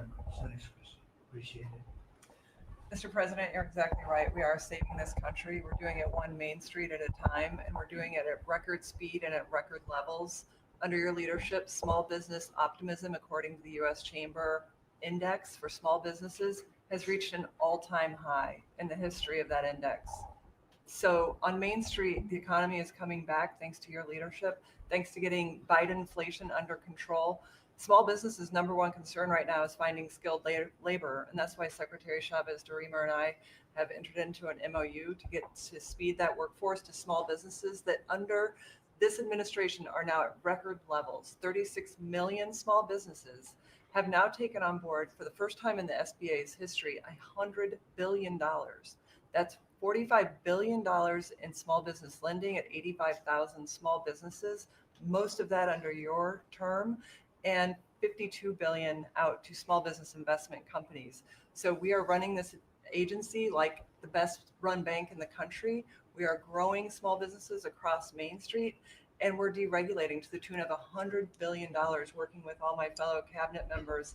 And thank you for putting together the best cabinet in history. Iron sharpens iron. And thank you for bringing such a strong leadership group together. And then finally, I've walked factory floors from Alaska to Maine, and the workers, the small businesses, most manufacturers in this country are small businesses, 600,000 of them. They are so grateful to your fair trade, low inflation, deregulation agenda that is creating national security and economic security in this country like never before. And so I want to also finally thank you for bringing faith back to the White House, to this administration. I want to thank Brooke for hosting the Cabinet Bible Study and invite everyone tomorrow to Bible study and making this country something that we can be so proud of under your leadership. And I'm so blessed and honored to be part of this team. So thank you, Mr. President. Thank you very much. Thank you, Mr. President, for your leadership. I am truly grateful to be a member of your team here at this table to help support you in delivering on the promises that you made to the American people. You came in with a very clear mandate of taking on the rampant weaponization, politicization of the intelligence community and federal law enforcement, experiencing yourself, the deep state abusing their power as they have against you, your family, and so many of the American people. Bring out accountability truly for those who have abused their power, making sure that the intelligence community is supporting your efforts in keeping the American people safe, secure, and free, and being the president of peace. I'm grateful to be in this position as your Director of National Intelligence to support you in these efforts. And I'll cover very briefly what we've done over the last year under your leadership and what we look forward to continuing to focus on next year. First of all, under your leadership, again, we've taken on a historic effort for transparency, declassification, and exposing these abuses of power by these deep state actors. We've declassified over 500,000 documents, many of which had never been seen before by the American people, put them online to bring about this level of transparency. We formed a weaponization working group, again, to be able to go after a lot of these abuses of power that have never seen the light of day, to support the accountability that under Pam Bondi's leadership in the Department of Justice is coming about. Secondly, bringing about reforms to the intelligence community to make sure that we have the most effective and efficient and focused workforce that's really working on bringing about the priorities you have laid out in ensuring our country's security. And lastly, Mr. President, working with many of our partners here around the table is going after these domestic threats. We have threats coming from both Islamist ideology as well as Islamist terrorists, foreign terrorist organizations, and those who seek to do harm to the American people, many of whom were let in across our borders under the previous administration. We are focused on these tasks and this imperative for the American people, and just appreciate your leadership, Mr. President, in empowering us to be able to conduct this service. Merry Christmas. Thank you very much. Thank you. Merry Christmas. Say it loud and clear. Lee? Mr. President, your team at the Trump EPA has been crushing it all year to fix the big mess that we inherited and deliver amazing results for the American people. I've had the opportunity to visit all 50 states since confirmation earlier this year, and to hear from real people where they meet, where they live, and to bring their great ideas and their asks back to us to be able to deliver for them. At the Trump EPA, we have proven that you can both protect the environment and grow the economy. On the environmental front, since you were sworn in earlier this year, we have averaged a big environmental accomplishment every single day. On the 100th day, the 200th day, the 300th day of your presidency, each time we released a list of our top 100 environmental accomplishments. That has included a historic LA wildfire cleanup that you ordered us to complete in record time, which we did, and the Army Corps, under the leadership of our great Secretary of War, did their part as well. The federal government completely did all of the work needed to allow these residents and businesses to be able to rebuild, but poor leadership at the local and state level, unfortunately, is still resulting in these property owners unable to rebuild, and it's wrong. We also were able to reach an agreement with Mexico to be able to implement a plan to permanently end a decades-old raw sewage crisis on the southern border with Mexico. And Secretary Rubio and his team, Chris Landau, Ambassador Johnson, they've been amazing to get that done. On the deregulatory front, we have proudly launched a massive blitz that amounts to the largest deregulatory effort by any agency in the history of the United States. To put some perspective on it, in 1 year at one agency, we will do more deregulation than entire presidencies have done across all agencies. It's incredible. You could go back across 4-year terms, 8-year terms. You've never seen this much deregulation. One agency, 1 year. In fact, when finalized, the proposed rescission of the 2009 Obama EPA endangerment finding amounts to the largest deregulatory action in the history of the United States of America. From fixing the agency's definition of waters of the United States, which is important for our farmers, our ranchers, and other landowners, to the effort to end electric vehicle mandates and promote consumer choice, eliminating regulations designed to eliminate entire sectors of our energy economy. We're thinking big and we're delivering big. We have reduced terrible derailments on diesel exhaust fluid systems. We're getting water moving faster, new pipelines and power plants built, and we're helping to unleash energy dominance. Mr. President, on the operational front, we have significantly reduced the size of the agency workforce, and we are accomplishing more with less. It's all about priorities, and our focus is on fulfilling our statutory obligations, helping to fast track project approvals that were taking way too long, and closely following the law, as well as key Supreme Court decisions like Loper-Bright that overturned the Chevron doctrine. We inherited massive backlogs that we have been eliminating all year long. We've been implementing your executive order to end COVID-era remote work. We consolidated real estate, canceled expensive media subscriptions, and closed the Biden EPA museum that none of you knew even existed. I'm sure none of you actually visited. To put it another way, in 2024, the Biden EPA obligated and spent over $60 billion in 1 year, an agency with an operational budget of about $10 billion a year. In their own words, caught on camera, they were tossing gold bars off the Titanic, wasting precious tax dollars to pay off well-connected Obama and Biden officials. And they were doing it without any apology or regret. The Biden EPA, in fact, was amending grant agreements just days before you came into office to reduce agency oversight. But this year, 2025, at the Trump EPA, similar theme that you'll hear from everyone around this table. With our actions canceling wasteful grants and implementing other measures just mentioned, we have saved $30 billion. They spent over $60 billion. We have saved over $30 billion. The bottom line, by the way, is that the Green New scam is dead. It's a new day at the EPA where we will protect the environment and grow the economy. We will deliver on the Trump mandate every day. And we will fight with just one constituency front of mind, and that is the American people. Thank you, Mr. President, for being willing to take a bullet for this country.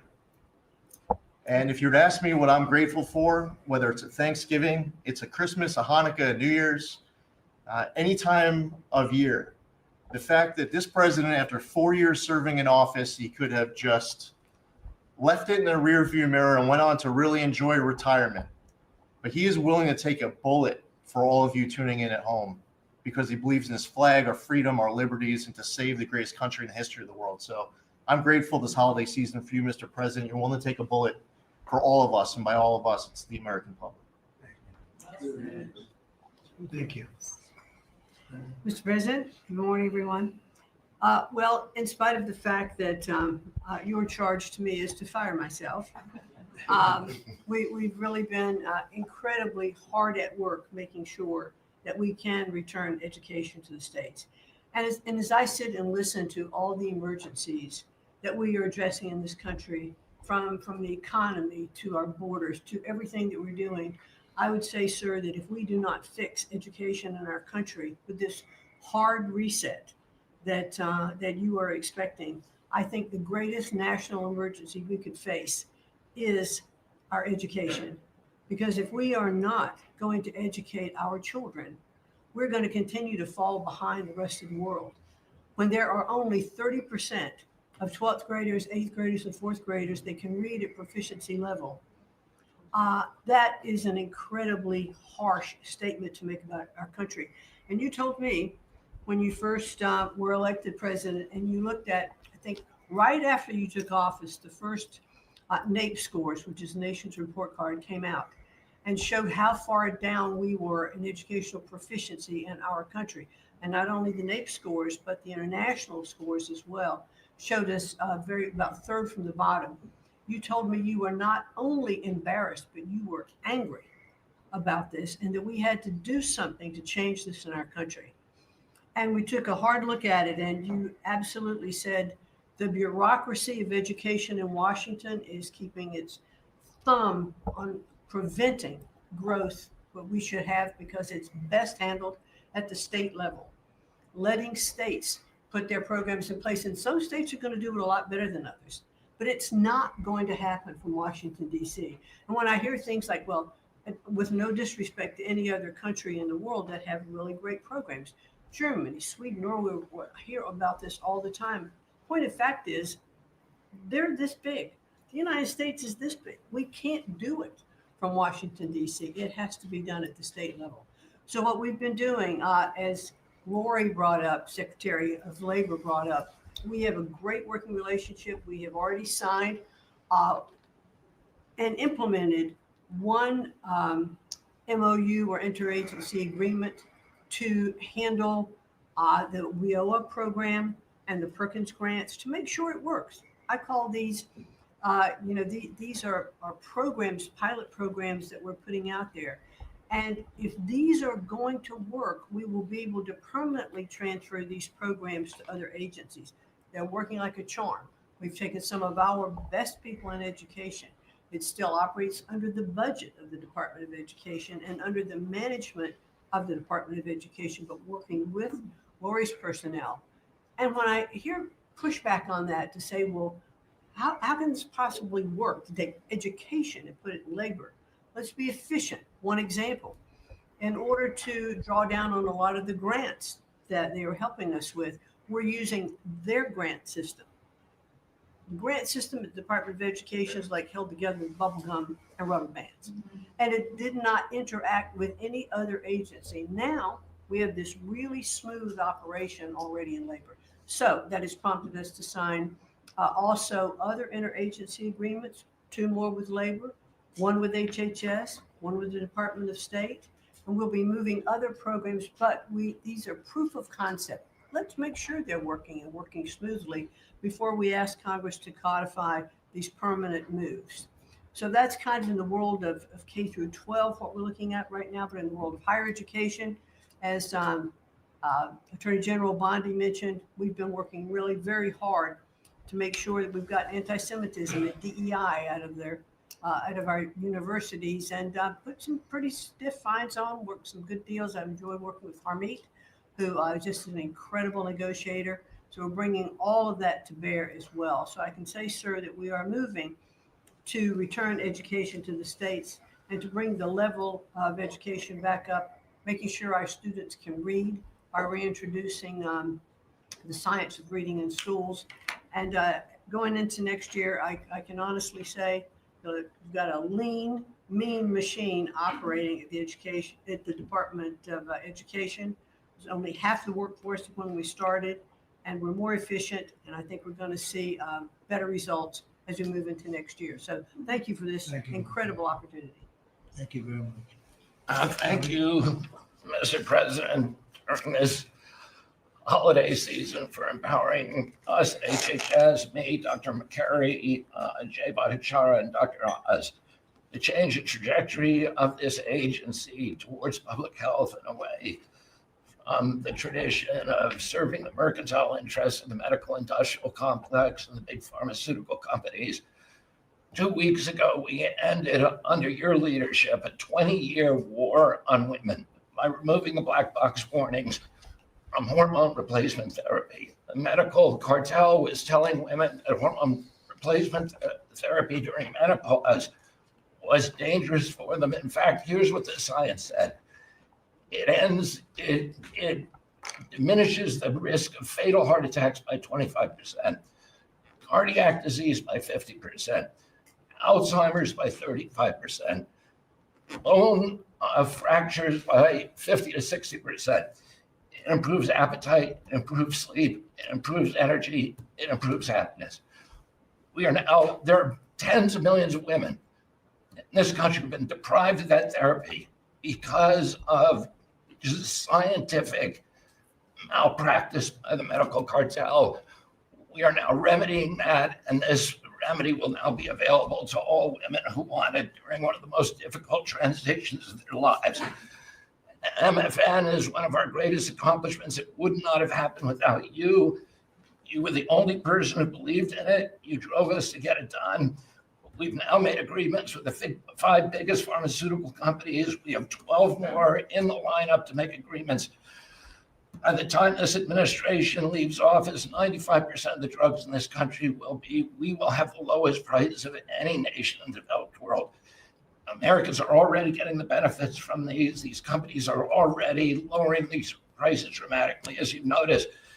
And then this week, Howard at Department of Commerce and Jameson, the U.S. Trade Representative, made a bargain with Great Britain to raise their drug prices in conformance with your promise that the Europeans would raise theirs to counterbalance us lowering ours, and therefore we would keep intact the ecosystem of innovation and protect innovation.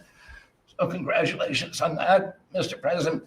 When you first asked me to take this job, one of the first contacts we made was with a leading health economics professor at Harvard.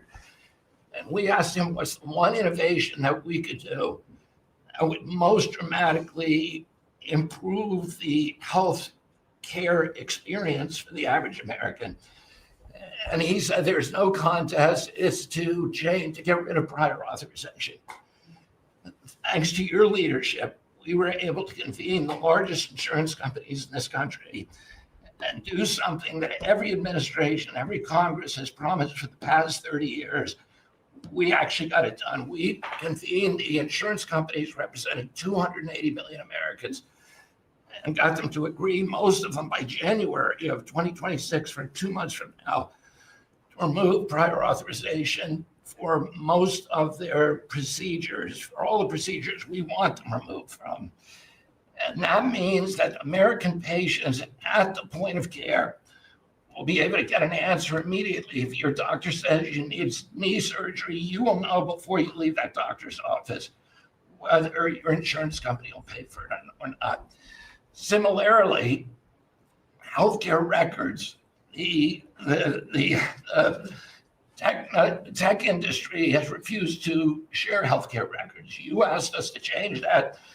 We convened the 60 biggest tech companies at a conference that you presided over about 2 months ago.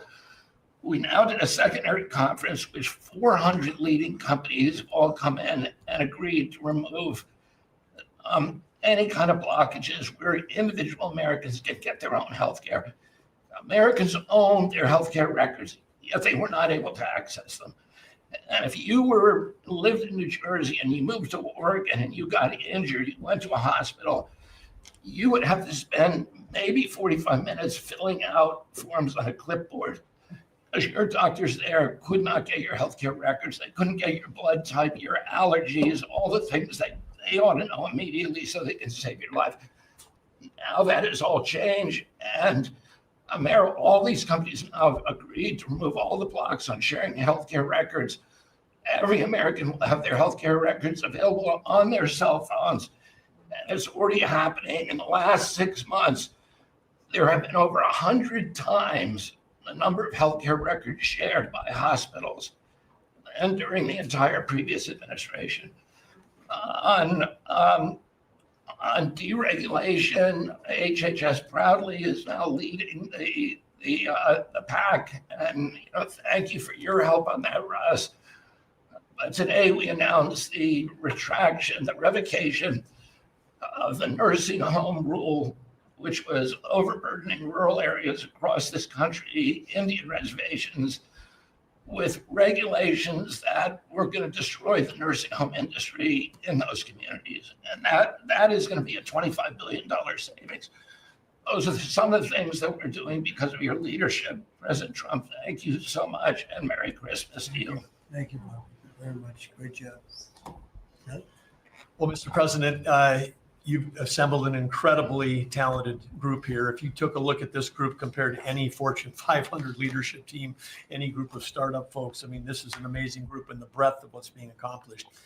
And the timing couldn't be better because with your leadership and vision, you've set us up for this age of abundance as we head into next year, the 250th anniversary of this country.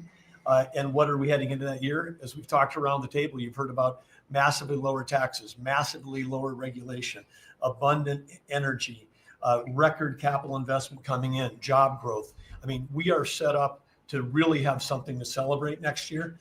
And I just, again, want to say thank you to everybody around the table. You gave us one big assignment at Interior.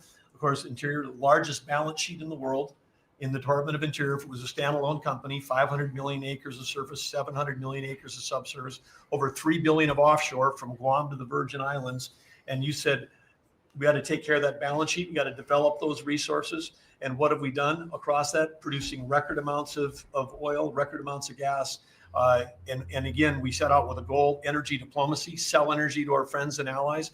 We're exporting a record amount of energy to all of our friends and allies around the world. That's helping do that. And you're giving a gift to America as we head into this. You're giving us peace abroad and you're giving us prosperity at home. That bodes so well for our country. One small little gift that we're giving to all Americans from one teeny part of Interior, which is the national parks, is that not only are we keeping prices low for all American citizens, offering 10 free days for our national parks next year to coincide with our holidays, but also a $100 surcharge for non-residents. That is going to raise hundreds of millions of dollars for helping restore and preserve all of our best parks. So as we close out, then I want to also say a big celebration going on here in Washington, D.C. We've been thrilled to be part of the National Park Service, the U.S. Park Police, part of this great effort across a number of us on making D.C. safe and beautiful. This will be the safest and most beautiful capital in the world. We are doing so many things, whether it's hundreds of homeless camps, thousands of graffiti sites, cleaning up ponds and fountains, preparing this thing. The United States is never going to be performing better economically. It's never going to be looking better, just like the White House has never looked better, all because of your vision leadership. So again, thank you, sir. You've given an incredible Christmas gift to Americans by setting us up for an incredible 250th anniversary. That's very nice. Thank you, Deb, very much. Rocco? Well, thank you, Mr. President. First of all, this is a very talented team, as you've seen, and as you know, because you picked every single one that's on. You deserve tremendous credit for doing that. It's an honor to be in this role. It's also an honor to be involved in and be a witness to what I believe is the most transformational year in American foreign policy since the end of the Second World War, at least. And it's transformational because for the first time in a long time, we have a president who basically puts America at the forefront of every decision we make in our relations with the world. And that may sound weird to people, like, of course you always do. No, that hasn't always been the case until about a year ago. And I think we've all witnessed in our own respective spaces how in every interaction the president has with the world, the goal he has in mind is very simple. Does what you want us to do, or is it what or is it going to make us stronger? Is it going to make us richer? Is it going to make us safer? If it is, he's for it. If it's not, he's against it. If something's going to make America weaker or poorer or less safe, the president's going to be against it. And every single thing he has done in our foreign policy has been driven by the American people in mind. And I can go down the list. Why has he focused on mass migration? It's very simple, because no country is safe if you can just walk in without us knowing who you are into your country. We've seen the destruction that that's wreaking, not just in our own country, but the impact that it's having in Europe and in many other parts of the world. You talk about trade deals and the trade situation has been involved in. People, all this reporting on it. It's very simple. The president views the last 40 years as an era of which American workers and American farmers have been ripped off. They've been ripped off. And what he's saying is we want to have trade with the world, but it has to be a trade in which American businesses and American workers and the products they make and what American farmers grow and produce has a fair shot to be sold around the world. On issue after issue, that's been the case. You talk about foreign aid reforms. This is not our money. This is taxpayer money. When the president has said, we're going to do foreign aid, but we're going to do foreign aid for countries that are aligned with the United States and in a way that doesn't waste the taxpayers' money. Mr. President, you deserve tremendous credit for that. Many of us, the vice president, by the way, I want to acknowledge, has played an extraordinary role in our foreign policy. And he too has been a witness to all of this as it's been occurring. And he's been a big part of it as well. You talk about NATO. The president's not against NATO. He went to NATO and basically said, look, you guys, we're paying all the money. And he got them to do the 5% commitment, which everybody said was never going to happen. It was impossible. Everything this president does is driven by the American people. Whether you don't have to agree with the actual move, but understand the motivation. The motivation is always you, the American people, and what's good for you, for your family, for the country, and for our economy. But the president is also committed to peace in a way that all of us have seen. He achieved in Gaza, and he does it, by the way, not just because he hates war and he thinks wars are a waste of money and lives, but because he's the only leader in the world that can. No other leader in the world could have pulled off what happened in Gaza. And I can tell you, I can't get into the details. The vice president knows what I'm talking about. That deal doesn't happen without the president's direct interaction with the leaders that were involved in this decision making. And everyone said that deal couldn't hold. And then the president shepherded through the United Nations of all places to get a global coalition of countries to line up behind the peace deal, behind the border peace. And it's still, every day is a challenge. but it's been driven personally by the president. It's the reason why we're involved in this whole Ukraine-Russia conflict. That's not our war. It's not the president's war. This war started, it never would have happened if you've been president. But this war is going on, and the president is trying to end it, not because, listen, we got a million things to focus on in the world as a country, but he's the only leader in the world that can help end it. And that's why even as we speak to you now, Steve Woodcock is in Moscow trying to find a way to end this war, to save lives of 9,000 people, Mr. President, as you want to know, are dying every week. More people are dying a week in that war than have died in the entirety of the U.S.'s involvement in Afghanistan or Iraq. Just think about that, how bloody and destructive it is. The president's taken on this issue of Sudan personally, not send out deputies to do it. Again, far away from the United States, because he's the only leader in the world that can bring it about to an end, not to mention all the other peace deals, very dangerous ones like India and Pakistan, or Cambodia and Thailand. And so on all these things, Mr. President, I think you deserve tremendous credit for the transformational aspect of our foreign policy. For the first time in probably 4 decades, the American foreign policy is driven by what is good for America and Americans, whether it makes us safer and stronger and more prosperous. If it is, he's for it. If it doesn't, he's against it. And that sort of clarity is transformational. I close with this, and I know I'm last, so I wanted to be fast, but there was a lot to cover. I do want to say this is the most wonderful and magical time of the year. By that, of course, I'm referring to the college football playoffs. And I just want to say this as a point of personal privilege. And I'm a Florida Gator, but if the University of Miami gets screwed out of the college football playoffs after going 10-2 and beating Notre Dame, the whole thing should be scrapped, and you're going to have to take over it next year. Well, thank you all very much. It was terrific. I hope it wasn't too long, but it was very concise, and we've done a lot. This group has done a lot. Amazing. Everybody at this table has done a fantastic. And Susie, thank you for doing a great job, as our chief has said. First female chief of staff in the history of our country, which is pretty amazing when you think of it, right? And she's the best. Thank you very much. Great job.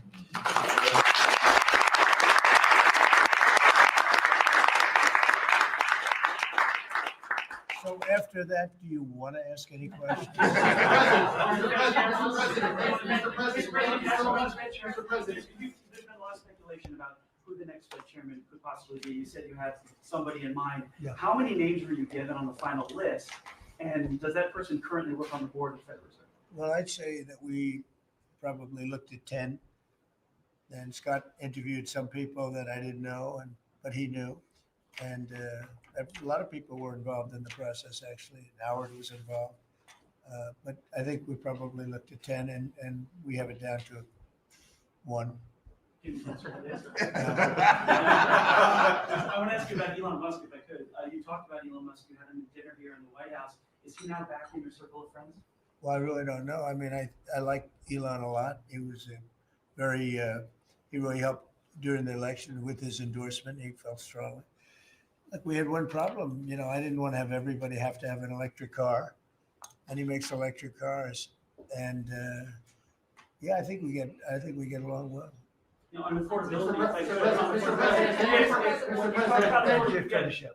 when you talk about affordability, is going forward, are the American people, do you believe, getting impatient with the reforms that you're making? They talked about I think they're getting fake news from guys like you. Look,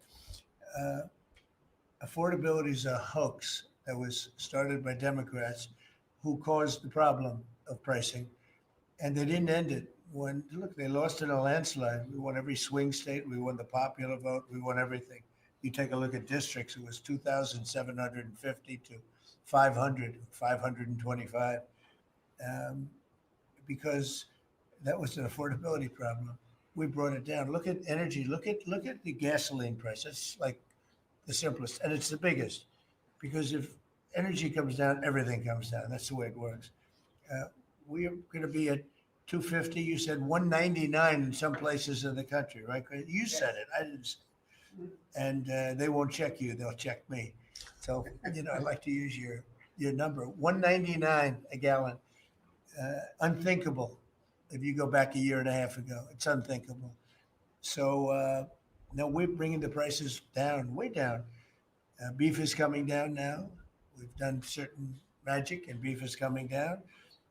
But we inherited horrible prices. We inherited really The worst, again, the worst inflation in history. We inherited that. When I came in, that's what he had. And we fixed inflation. And we fixed almost everything, if you want to know the truth, including 8 wars. We got 1 to go, but including 8 wars. But when they always say, I watched today where they have a race going on right now in Tennessee, and this woman goes, affordability, affordability. They're the ones that caused the problem. The prices were way high. We're bringing the prices down. But they're like scam artists. You know, they're I call them con men and women. They come out, they say affordability, like, oh, I see prices. We're going to get prices down still further. But we brought them down from the prices they cost. The reason that they had the highest inflation in the history of our country is because they had the highest prices. But we brought them down. And now we have normal inflation. Yeah, please. Mr. President, thank you so much for taking questions. Thank you. Sure. I wanted to clarify something that you had said on Sunday regarding the boat strikes near Venezuela. You had said that you didn't know if the second strike on that one boat had happened, but you wouldn't have wanted it. Now that your administration has acknowledged that it happened, do you support that second strike? And Mr. Secretary, I wanted to clarify something you had said in the interview back in September, I believe on Fox News. You said that you would watch that strike live on television. In real time, did you know that there were survivors after the initial strike? Well, look, all I know is this: every boat that you see get blown up, we save 25,000 on average lives. 25,000 lives. They've been sending enough of this horrible fentanyl and other things like cocaine and other things, but fentanyl right now is the leader of the pack to kill our entire nation. Because a little speck on the head of a pin can kill somebody. It's very dangerous stuff. I know so many people where their sons were drug addicts. They had one little sample and they died. They couldn't believe it. As far as the attack is concerned, I still haven't gotten a lot of information because I rely on Pete. But to me, it was an attack. It wasn't 1 strike, 2 strikes, 3 strikes. Somebody asked me a question about the second strike. I didn't know about the second strike. I didn't know anything about people. I wasn't involved in it. I knew they took out a boat. But I would say this, they had a strike. I hear the gentleman that was in charge of that is extraordinary. He's an extraordinary person. I'll let Pete speak about him. But Pete was satisfied. Pete didn't know about second attack having to do with 2 people. I guess Pete would have to speak to it. I can say this, I want those boats taken out. And if we have to, we'll attack on land also, just like we attack on sea. And there's very little coming in by sea. I think we've knocked out over 90% of it. There's very little, and I understand that. There's very little. We're saving hundreds of thousands of lives with those pinpoint attacks. It's an amazing thing when you see a boat going along. And, a lot of the press would like to say they're not. You see the boat. They're not maybe drugs. You see these boats. First of all, who has 5 engines on the back of a boat going in weird directions and loaded up with lots of white containers? They're bags of things. No, they've done an amazing job. And Pete has done an amazing job. But Pete, you could probably better answer the question. No, you're spot on, sir. I think you got to start with the baseline, which Marco laid out. Everybody's laid out. You got 20 million people invading our country over 4 years. We don't know where they're coming from. That includes Tren de Aragua and cartels and violent criminals. They bring drugs, and you mentioned it, Mr. President, poisoning, an intentional poisoning of the American people, killing hundreds of thousands of Americans. So the president had the courage to designate these cartels as designated terrorist organizations. Now, a number of us here served in the military and spent 20 years fighting terrorists like Al-Qaeda and ISIS on the other side of the world. How do you treat Al-Qaeda and ISIS? Do you arrest them and treat them, pat them on the head and say, don't do that again? Or do you end the problem directly by taking a lethal kinetic approach? And that's the way President Trump has authorized the War Department to look at these cartels. And I wish everybody could be in the room watching our professionals like Mitch Bradley, Admiral Mitch Bradley, and others at JSOC and SOCOM and other commanders. The deliberative process, the detail, the rigorous, the intel, the legal, the evidence-based way that we're able to, with sources and methods that we can't reveal here, that make sure that every one of those drug boats is tied to a designated terrorist organization. We know who's on it, what they're doing, what they're carrying. All these white bales are not Christmas gifts from Santa. This is drugs running on motor fast boats or submarines that we've also struck. No one's fishing on a submarine.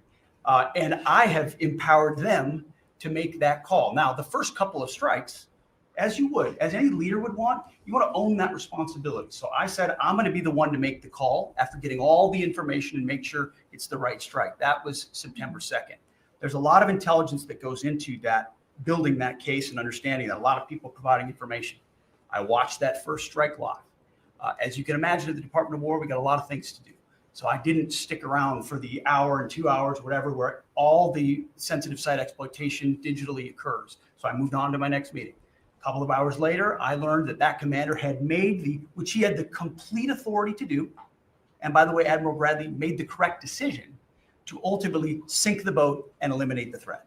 He sunk the boat, and eliminated the threat. And it was the right call. We have his back. And the American people are safer because narco terrorists know you can't bring drugs through the water and eventually on land if necessary to the American people. We will eliminate that threat, and we're proud to do it. So you didn't see any survivors, to be clear, after that first strike? You personally? I did not personally see survivors, but I stand, because the thing was on fire. It was exploded and fire or smoke. You can't see anything. You got digital. This is called the fog of war. This is what you in the press don't understand. You sit in your air-conditioned offices or up on Capitol Hill and you nitpick and you plant fake stories in the Washington Post about kill everybody, phrases on anonymous sources not based in anything, not based in any truth at all. And then you want to throw out really irresponsible terms about American heroes, about the judgment that they made. I wrote a whole book on this topic because of what politicians and the press does to warfighters. President Trump has empowered commanders to do what is necessary, which is dark and difficult things in the dead of night on behalf of the American people. We support them, and we will stop the poisoning of the American people. And Mr. Secretary, on the second strike, you said it happened more than an hour after the first strike? I couldn't tell you the exact amount of time. Minutes, or you had left the room? I already stated my answer quickly. So remember this, we lost last year, I think it was more than that, but people don't like saying it because they always said 100,000, 115,000, numbers we've been hearing for years. So we lost last year more than 200,000 people, dead people, ruined families beyond the 200,000. And those 200,000, that family will never be the same. But these people have killed over 200,000 people, actually killed over 200,000 people last year. And those numbers are down. They're way down. And they're down because we're doing these strikes, and we're going to start doing those strikes on land too. The land is much easier. It's much easier. And we know the routes they take. We know everything about them. We know where they live. We know where the bad ones live. And we're going to start that very soon too. Mr. President, thank you so much, Mr. President. And you know what? When we start that, we're going to drive those numbers down so low. And then you're going to have families be able to live without the fear of their son or daughter just having a pill to have a little fun and ending up dying within a period of 60 seconds, right? No, we're not going to let that happen. We're not going to let it continue to happen. What Biden did to this country by allowing all these people, and I call them animals in many cases, I think they're animals, to come into our country and destroy our country and let all those drugs pour in, let people just walk across the border like it was nothing. You look at them, a lot of them, you say, oh, let's not discriminate. I'm not talking about color. I'm just talking about you look into the eyes of some of these people. We're smart. And you see a killer. Come on in. Just come on in. 11,888 murderers. Many of them committed more than one murder. He allowed them into our country, totally unvetted, totally unchecked. But he also allowed drugs to come in at record numbers. And hundreds of thousands of people a year died. And we're taking those son of a bitches out, yeah. Thank you so much, Mr. President, for taking our questions. I think this is the most transparent administration I've ever seen. I'm impressed by these people I'll tell you, how strong are you? You've been holding that for 2 hours. There are very few physically. There are very few people that I'm very proud of you. I have no idea who you are, but you're strong. Thank you, Mr. President. Mr. President, last week, militia groups in Iraq attacked the Christian Region's gas field, the largest gas field, which even the U.S. companies invested in the energy sector in the Christian region. And the Kurdistan Prime Minister requested the United States to provide them some sorts of means and defense systems in defending their civilian infrastructure and U.S. investment in the Kurdistan region. Are you willing to providing them this support? And if I had this question, tomorrow the United States is going to open an airtrade. Can you speak louder? Yeah, of course. Is that possible? You're the most gentle, beautiful voice, but you're a gentle person. Go ahead. Just take fewer words and louder. Yeah, sure. I repeat my first question. Last week, the Iraqi militia groups attacked one of the largest gas fields in the Kurdistan region of Iraq, which even the U.S. companies have invested in these gas fields. Yeah. And then Are you from Iraq? I'm from Kurdistan, Iraqi Kurdistan. Yeah. I'm working for Huda Media Network. And the Kurdistan region prime minister, he requested the United States to providing them some sorts of defense system to defending these gas fields and U.S. investment in the Kurdistan region. Are you willing to helping them? Well, we'll look at it. I heard about it, and I'm hearing about it more now, frankly. It wasn't at the top of my list.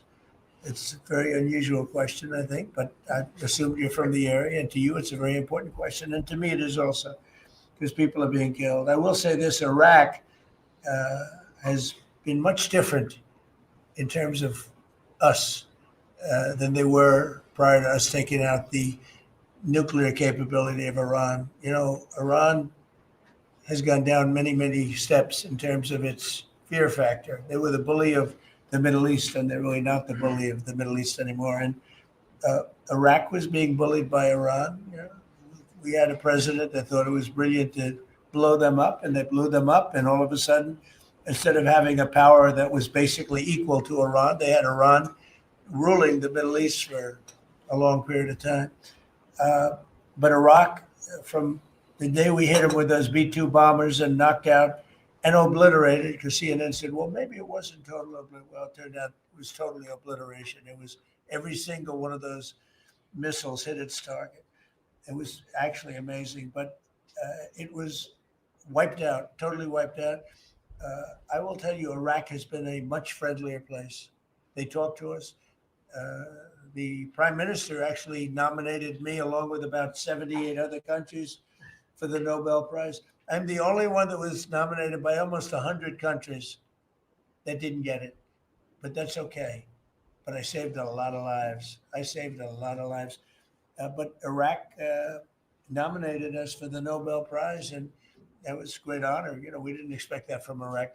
Iraq has been a much different place since the taking out of Iran the nuclear capability. Yeah, let's get to another question. The meeting. Here we go. This guy's a beauty. Go ahead. Secretary Rubio mentioned the meetings ongoing in Russia today. Do you have any update from Mr. Wigfall, from Mr. Kushner? No, on that, or no, when you will because meet I've been again? spending too much time with you. I mean, we're spending a lot of time in here. We wanted to do this you talk about being open and transparent. This has to be the most transparent administration in history.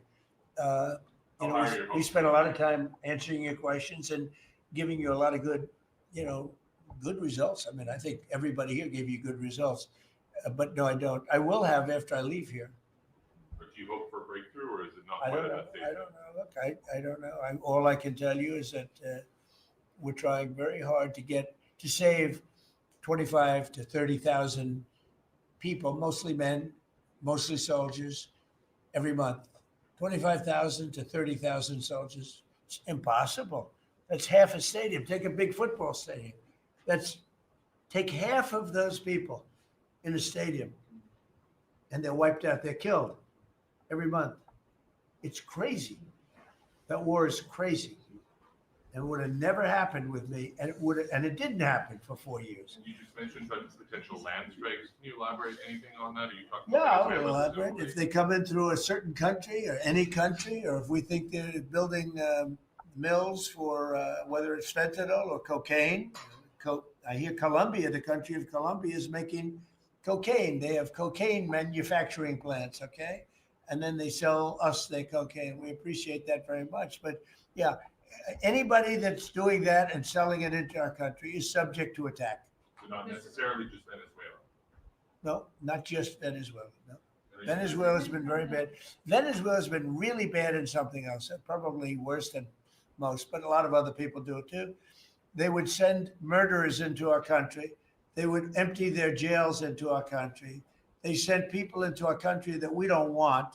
They sent their drug dealers and their drug people into our country. They sent people from their mental institutions into our country, and we're getting them out. That was bad. That was real bad. And they also sent drugs. Yeah. I'm Tim Walz, Mr. President. Do you think he should resign over the fraud scandal in his state? And who should? Tim Walz, over the fraud scandal in his state. Look, I think the man's a grossly incompetent man. I thought that from the day I watched JD destroy him in a debate. I was saying, who was more incompetent, that man or my man? I had a man and he had a man. They were both incompetent. And I had a man and a woman. I thought she was very incompetent too, but now she's leading the field. And I think she's leading the field for the nomination. Anyway, look, that's up to them. That's up to the Democrats. You know, the problem with them is they have really bad policy. And I'm not going to say what it is because I don't want them to change it necessarily because I want to run against it, whether it's not going to be me, it's going to be somebody that's going to probably sitting at this table. Could be a couple of people sitting at this table. Could be a couple of people running together sitting at this table, you know, but I want them to win because we've done a great job for this country and I want that to be carried forward. And, you know, I think we have a tremendous bench, really a tremendous bench. But no, I think that Walz is a grossly incompetent man. There's something wrong with him. Okay. There's something wrong with him. And when you look at what he's done with Somalia, which is barely a country, you know, they have no anything. They just run around killing each other. There's no structure. And when I see somebody like Ilhan Omar, who I don't know at all, but I always watch her for years. I've watched her complain about our Constitution, how she's being treated badly. Our Constitution, the United States of America is a bad place. Hates everybody, hates Jewish people, hates everybody. And I think she's an incompetent person. She's a real terrible person. But when I watch what is happening in Minnesota, the land of 1,000 lakes or however many lakes they have, they got a lot of lakes, but this beautiful place. And I see these people ripping it off. And now I'm understanding, and you're going to look at that, Scott. I hear they ripped off Somalians, ripped off that state for billions of dollars, billions, every year, billions of dollars. And they contribute nothing. The welfare is like 88%. They contribute nothing. I don't want them in our country, I'll be honest with you. Okay? Somebody would say, oh, that's not politically correct. I don't care. I don't want them in our country. Their country's no good for a reason. Their country stinks, and we don't want them in our country. I could say that about other countries too. I can say it about other countries too. We don't want them to hell. We have to rebuild our country. You know, our country's at a tipping point. We could go bad. We're at a tipping point. I don't know if people mind me saying that, but I'm saying it. We could go one way or the other, and we're going to go the wrong way if we keep taking in garbage into our country. Ilhan Omar is garbage. She's garbage. Her friends are garbage. These aren't people that work. These aren't people that say, let's go, come on, let's make this place great. These are people that do nothing but complain. They complain. And from where they came from, they got nothing. You know, they came from paradise and they said, this isn't paradise. But when they come from hell and they complain and do nothing but bitch, we don't want them in our country. Let them go back to where they came from and fix it. Okay. Thank you very much, everybody. Thank you very much. Thank you,